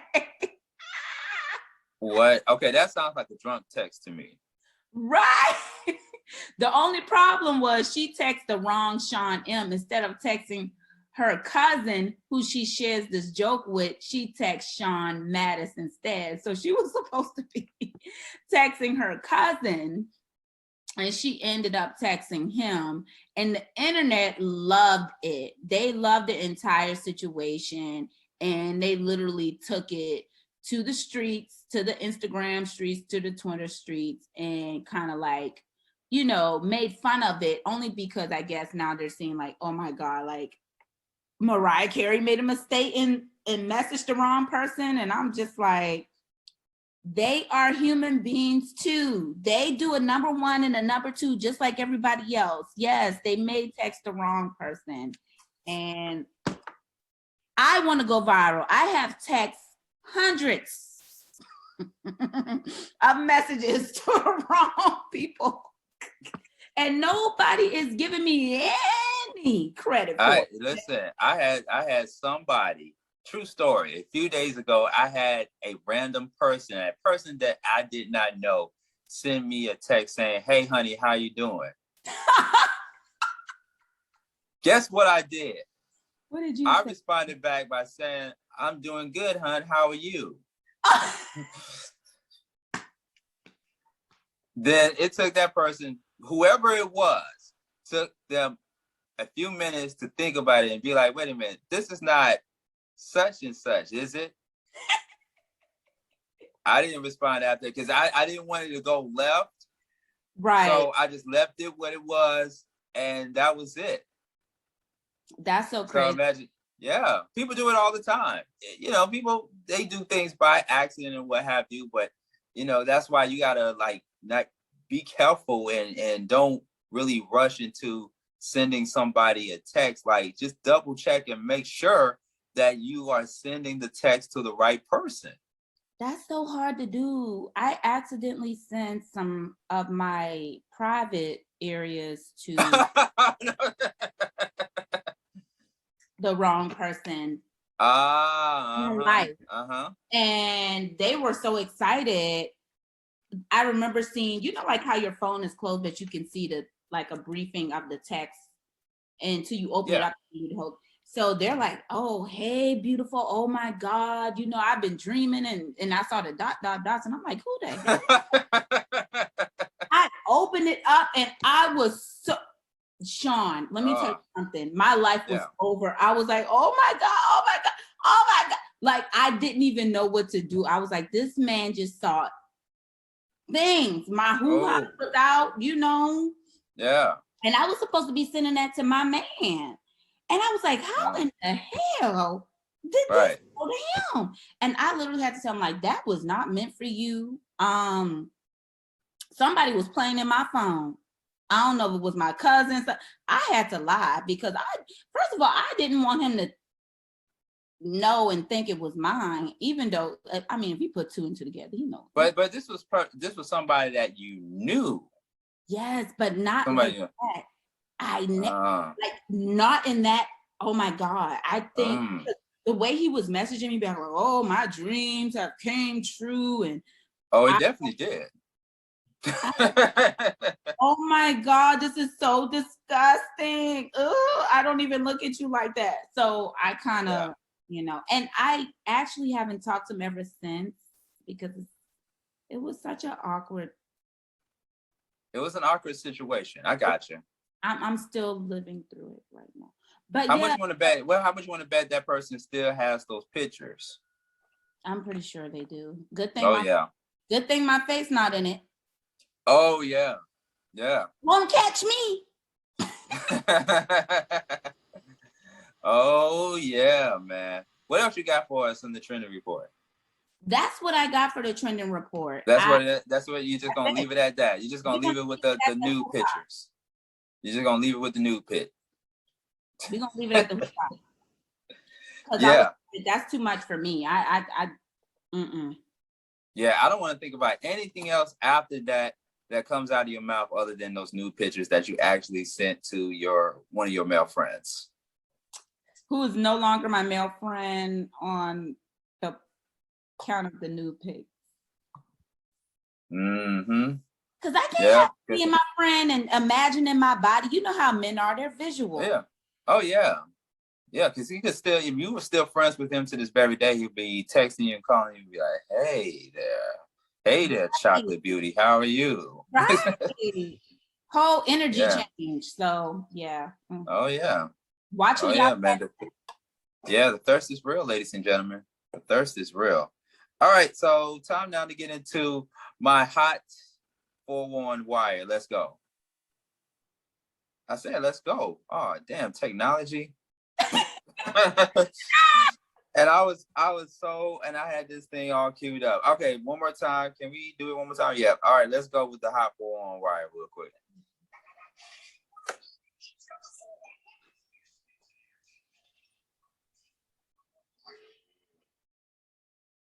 All right, you heard it, the 411 wire right here on the Beat Break Morning Show. So I got my own set of entertainment news that's just as much entertaining as the last story that Star put out there. And just like how Star did with Kanye, I'm going to do the same thing. I'm not going to end it with Kanye. I'm going to start it off with Kanye. And there's going to be a point in time that, ladies and gentlemen, listen, there's going to be a point in time when I will stop talking about Kanye. Because everybody still loves Kanye, but yeah, Kanye loves Kanye. All right, so the 411 wire. Damon Dash says Kanye doesn't care about Grammy snub. What? Now, I mean, he didn't really get snubbed from the Grammys. He just cannot perform at the Grammys. Yeah, that's the big difference. He can't perform because of his recent tweets and his verbal attacks towards people like Trevor Noah and so forth. He cannot perform on stage at the Grammys, but he is still eligible to win at the Grammys. So Damon Dash is not happy about the Grammys snubbing Kanye West this year and thinks we should make our own award show. So in response to that, the invitation to him to appear at the 64th ceremony, Damon thinks we should make our own award show. So Damon Dash was asked by TMZ reporter about Kanye West not going to the most prominent music awards ceremony. I don't know if it's the most prominent. That's just my opinion. Right. But by not performing at this year's Grammys, and what he might say if he wins his nomination. And so Damon responded in his own way by saying, Kanye don't give a blank about the Grammys. Yeah. And that may very well be true. Yeah. And Damon Dash also goes on to say that I'm not trying to fail in somebody else's system. So we just create our own, so we ain't got to worry about nobody else's rules. And he also goes on to say, what's the purpose of the money? This is what he asked the TMZ reporter. What's the purpose of the money if you got to worry about people's rules, as long as you ain't breaking no laws? Well, he got a point. I mean, yeah.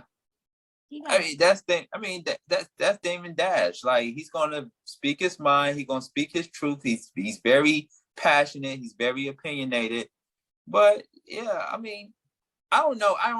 We can't get inside of Kanye's mindset and be like he cares about the awards. He doesn't care, because back when it was the old Kanye West, he really did give a damn about the awards. He wanted to win all of the Grammys. So for me, I think for Kanye, I think it's more of him wanting to be seen and heard versus winning a Grammy. I think he would care about the Grammys just to be seen and heard, not to at this point to win a Grammy, because he's been there, done that. You know, it won't be anything exciting for him, but just to show face and, you know, be self-centered and into himself and what he's doing. I think that he would care more about just being seen. You know, Kanye won a lot of awards. You get to a point as a celebrity where you have won 20, 30, 40 awards. Like, how many more awards do you even need in your home? How many more? Are you trying to break a record or something? I don't even think after a certain amount, I don't think they even care to win. You know, it's more of the thing like, okay, give it to someone else. You know, like I didn't win as much as I can. The only good thing about continuing to win Grammys, it keeps you in a certain pay bracket when it comes to producing and artists. That's true. I did say this, and I'll move on to the next story. I did say this on the Mental Space that Kanye, because me and my producer Simone from the Mental Space show on WLK, we had another disagreement, this time on Kanye West not performing or being banned from performing at this year's Grammys.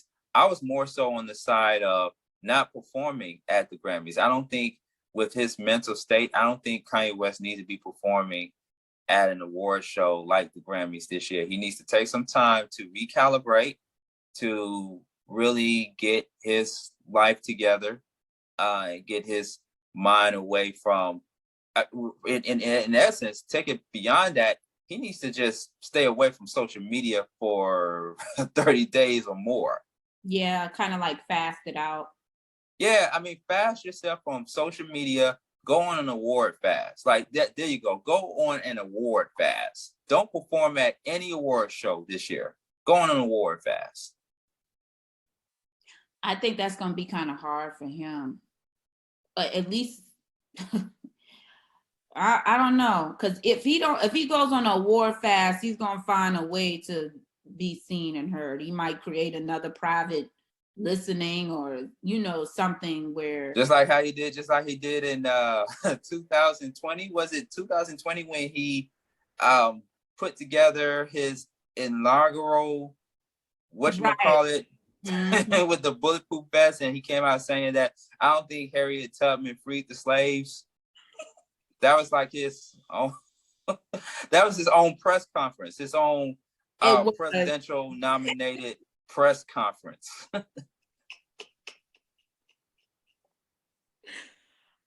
But that'd be a good idea. That'd be a good idea for Kanye, putting together his own award show, called it the Ye Awards. The Ye Awards. Yes. The Ye Awards. How about that? Yeah, that can be therapy. That's a good idea.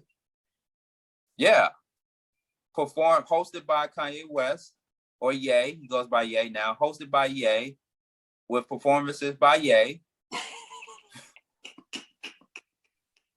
And being nominated for X amount of awards. Ye in this category. Ye for this category. Ye for that category. The Ye Awards. I wonder who's his audience, going to be. Probably poster boards of Ye. Once again, because Kanye loves Kanye. There you go. There you go. I can't. Okay. So yeah. So there are already people who are boycotting the Grammys this year. So Ye could be one of them, even though he is not going to be performing at this year's Grammys Awards. He could just boycott it entirely and create the Ye Awards, the 2022 Ye Awards. How about that? But somebody else that's not boycotting this year awards is the Oscars, and it's of course Beyonce. Beyonce is set to perform Be Alive at this year's 2022 Oscars. Oh, yep. wow. And yeah, man. So she And actually perform at the Oscars? yeah, she is slated to perform at this year's Oscars ceremony. And she could win Best Original Song at the 94th Academy Awards.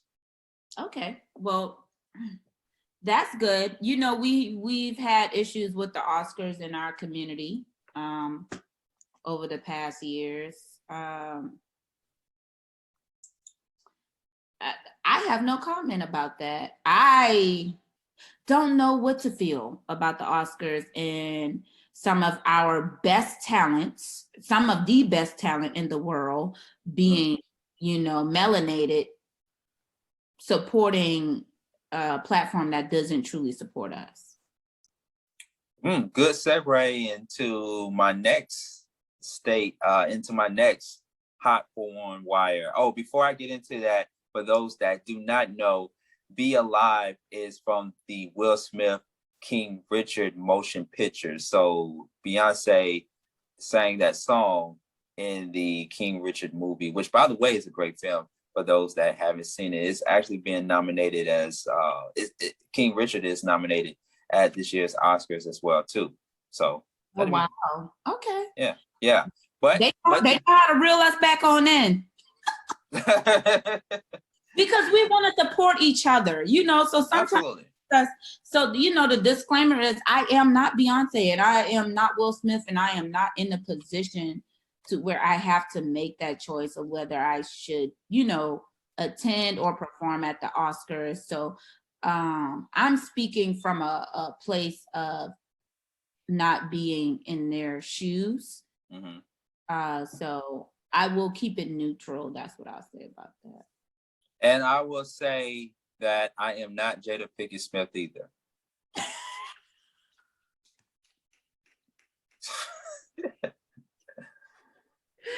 Nope, I am not Jada Pinkett Smith, and I would not be in any type of entanglements in 2022.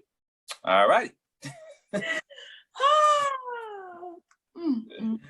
Only on the Beat Break Morning Show. But speaking of the Oscars, once again, and speaking of controversy, JC faces criticism for hosting Oscars party at hotel boycotted over alleged racial discrimination and sexual misconduct. So JC is set to host an Oscars party at the hotel, despite an ongoing boycott supported by Issa Rae, Spike Lee, and many more, to name a few. Okay, so according to the Hollywood Reporter, JC plans to host an event at the Chateau Marmont, I should say, in Los Angeles on Sunday, which is actually the same day as the Oscars. That's on March 27th.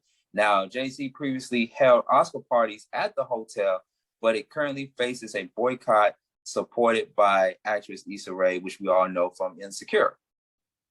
So is the boycott on the hotel or on the Oscars? Just everything pertaining to the Oscars. Wow. Everything, the after parties, the Oscar itself, yeah. Everything associated with the Oscars. And see, that's why I said what I said. Because it's still a sensitive issue, you know.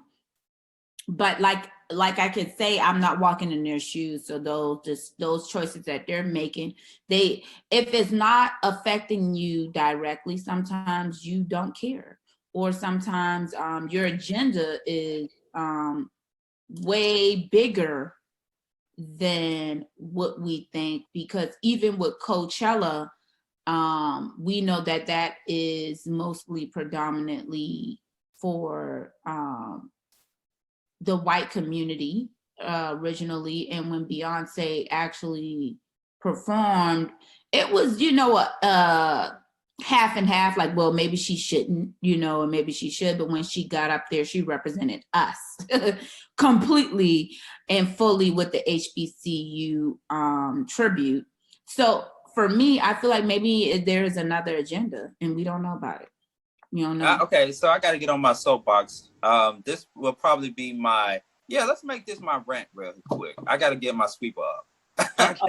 Yeah, let me make this my mock drop rant. Because I feel like we keep going into circles. Y'all just giving me so much stuff to talk about on the morning show. It makes me not even want to leave from the morning show. It makes me not even want to end my morning show because y'all keep. I mean, let's just get into this mic drop rant. I was trying to find something to rant about this morning, but now y'all giving me something to rant about this morning. So let's get into the mic drop rant right here on the Beat Break Morning Show. Let's get into it.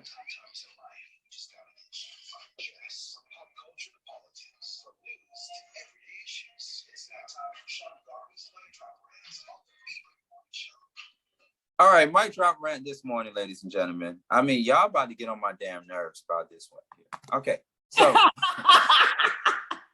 Okay, so we were just talking about the Grammys, Kanye being banned from performing at the Grammys because of his recent antics, and then this whole boycott again against the Oscars or anything that's in association with the Oscars.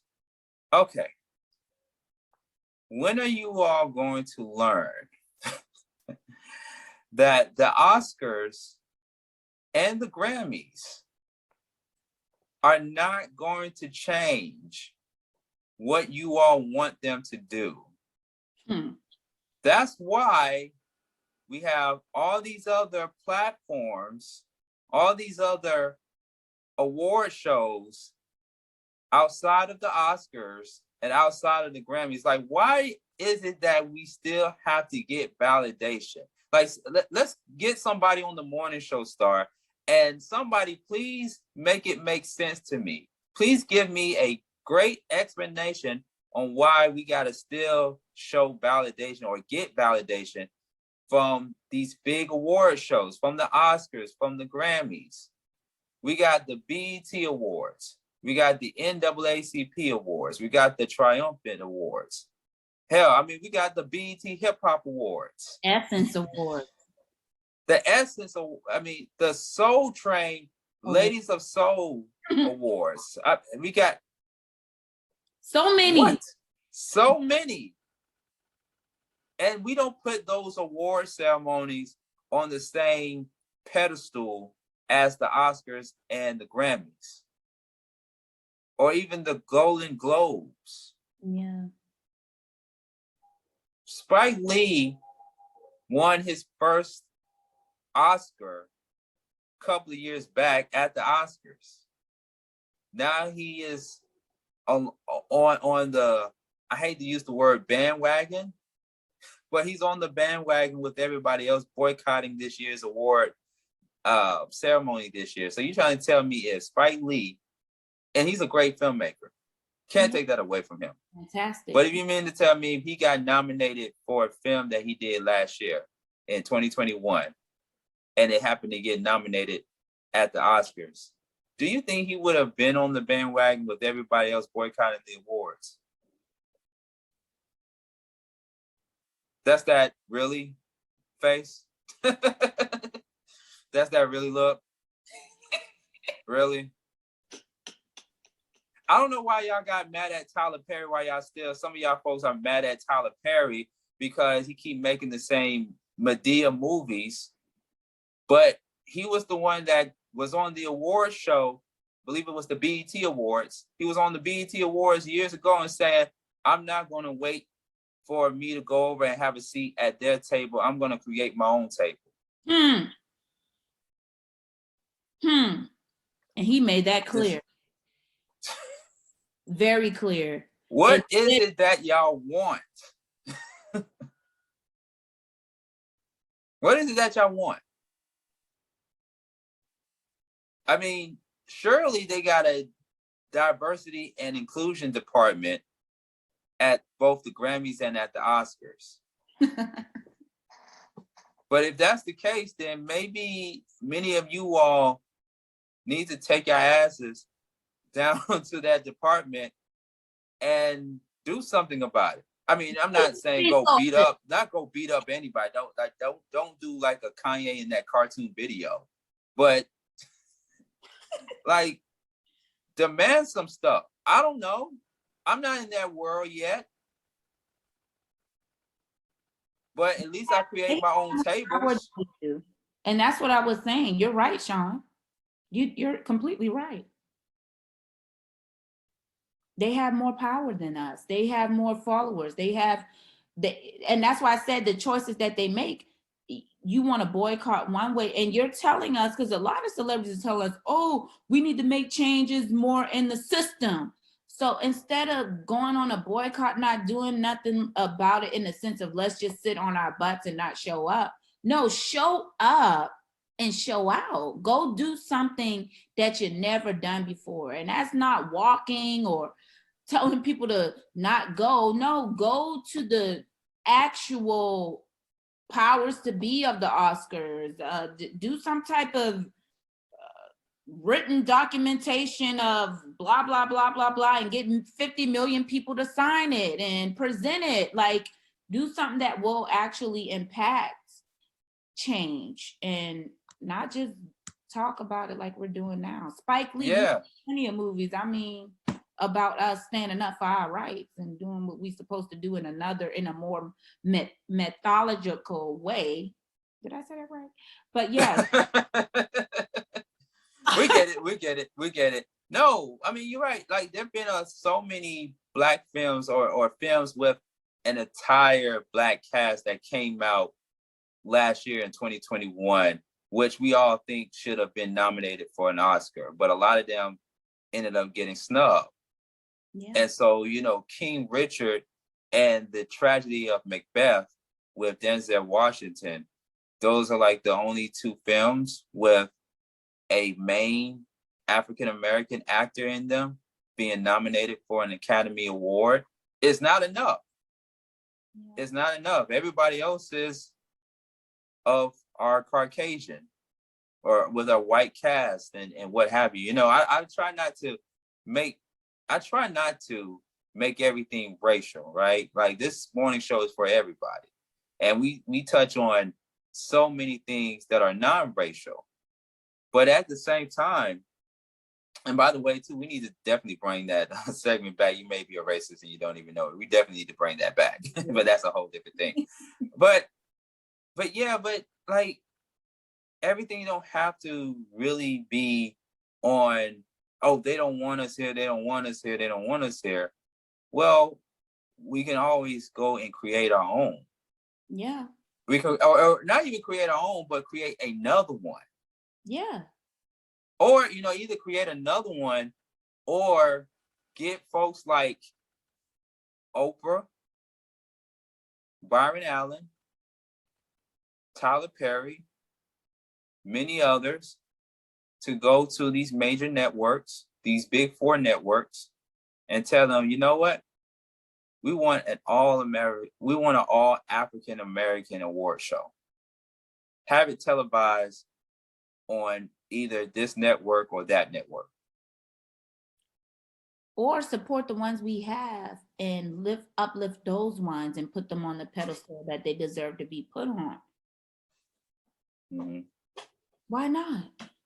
Why do we keep looking beyond us? We're the greatness that we already have. Why do we keep looking beyond it as if we're not enough? We're enough. We're more than enough. It's just so many options nowadays. There's so many options, especially with the internet that we have, with the streaming platforms that we have. We got so many options than ever before, Star. You're right. And we've been taking full advantage of them for our own personal reasons. And you've seen it on Netflix and Hulu and Amazon Prime. Like, we've really kind of like, even on stars, like major networks, HBO and stuff, we have really went above and beyond in those aspects when it comes to, oh, we got to get our stuff out there. But now this thing is affecting everybody and everyone is looking at it in our community. And we're not doing what we did for ourselves. That's why I say sometimes when it's kind of a selfish thing. I think they start complaining when it affects them. When it's not affecting them, they don't have nothing to say about it. Mm-hmm. Mm-hmm. It's like what have you done for me lately type of thing. Right. It's not more so of, hey, what about us? It's more so of, well, what about me? What Yeah. about, yeah. Yeah. So that's all I'm saying, folks. Like, come on, man. It's getting old. It really is. It's getting old. I don't anticipate on watching neither the Grammys nor the Oscars. Neither. I already know who's gonna win. But big shout outs to Will Smith, though. Big shout out to him because he did win his first Golden Globe Award for King Richard. Or was it, or I want to make sure I get it accurate. Was it Golden Globe or Screen Actors? Because there's other different award ceremonies. Screen Actors Guild Awards. Well, we can always look it up. Make sure. Let me look it up real quick. Make sure we're telling the truth. I know we got to make sure we keep things accurate around here on the Beat Break Morning Show. But yeah, Will Smith, King Richard wins what? So let's see here. It says he has won Best Leading Actor at the 2022 BAFTA Awards for King Richard. Okay. I'm trying to see, did he win Screen? Let's see. What would we do without Google? I know, right?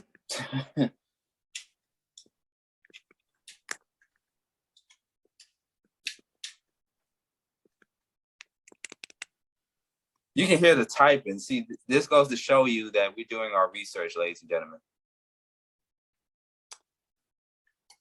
Golden Globe. So he is nominated for the Golden Globe Award. He is nominated for a Golden Globe Award. Oscar, of course, we know the Oscar nomination. Awarded for the Best Actor, BAFT. Best Supporting Actress was the lady. So it was the Screen Actors Guild Awards. That's what it was. SAG. Screen Actors Guild. Yeah. Mm-hmm. Yep. Because I remember watching him on TV make a very, very profound award acceptance speech. I just wasn't sure what award show that was, but it was actually the 28th annual SAG Awards, which that's the acronym for Screen Actors Guild Awards. He's on all types of platforms right now. Critics' Choice Movie, Satellite Award, NAACP Image Award, Outstanding, the AACTA International, BAFTA, Writers Guild of America. I mean, he on fire. Yeah, man. He's one of the biggest names, biggest actors, talented actors in the industry.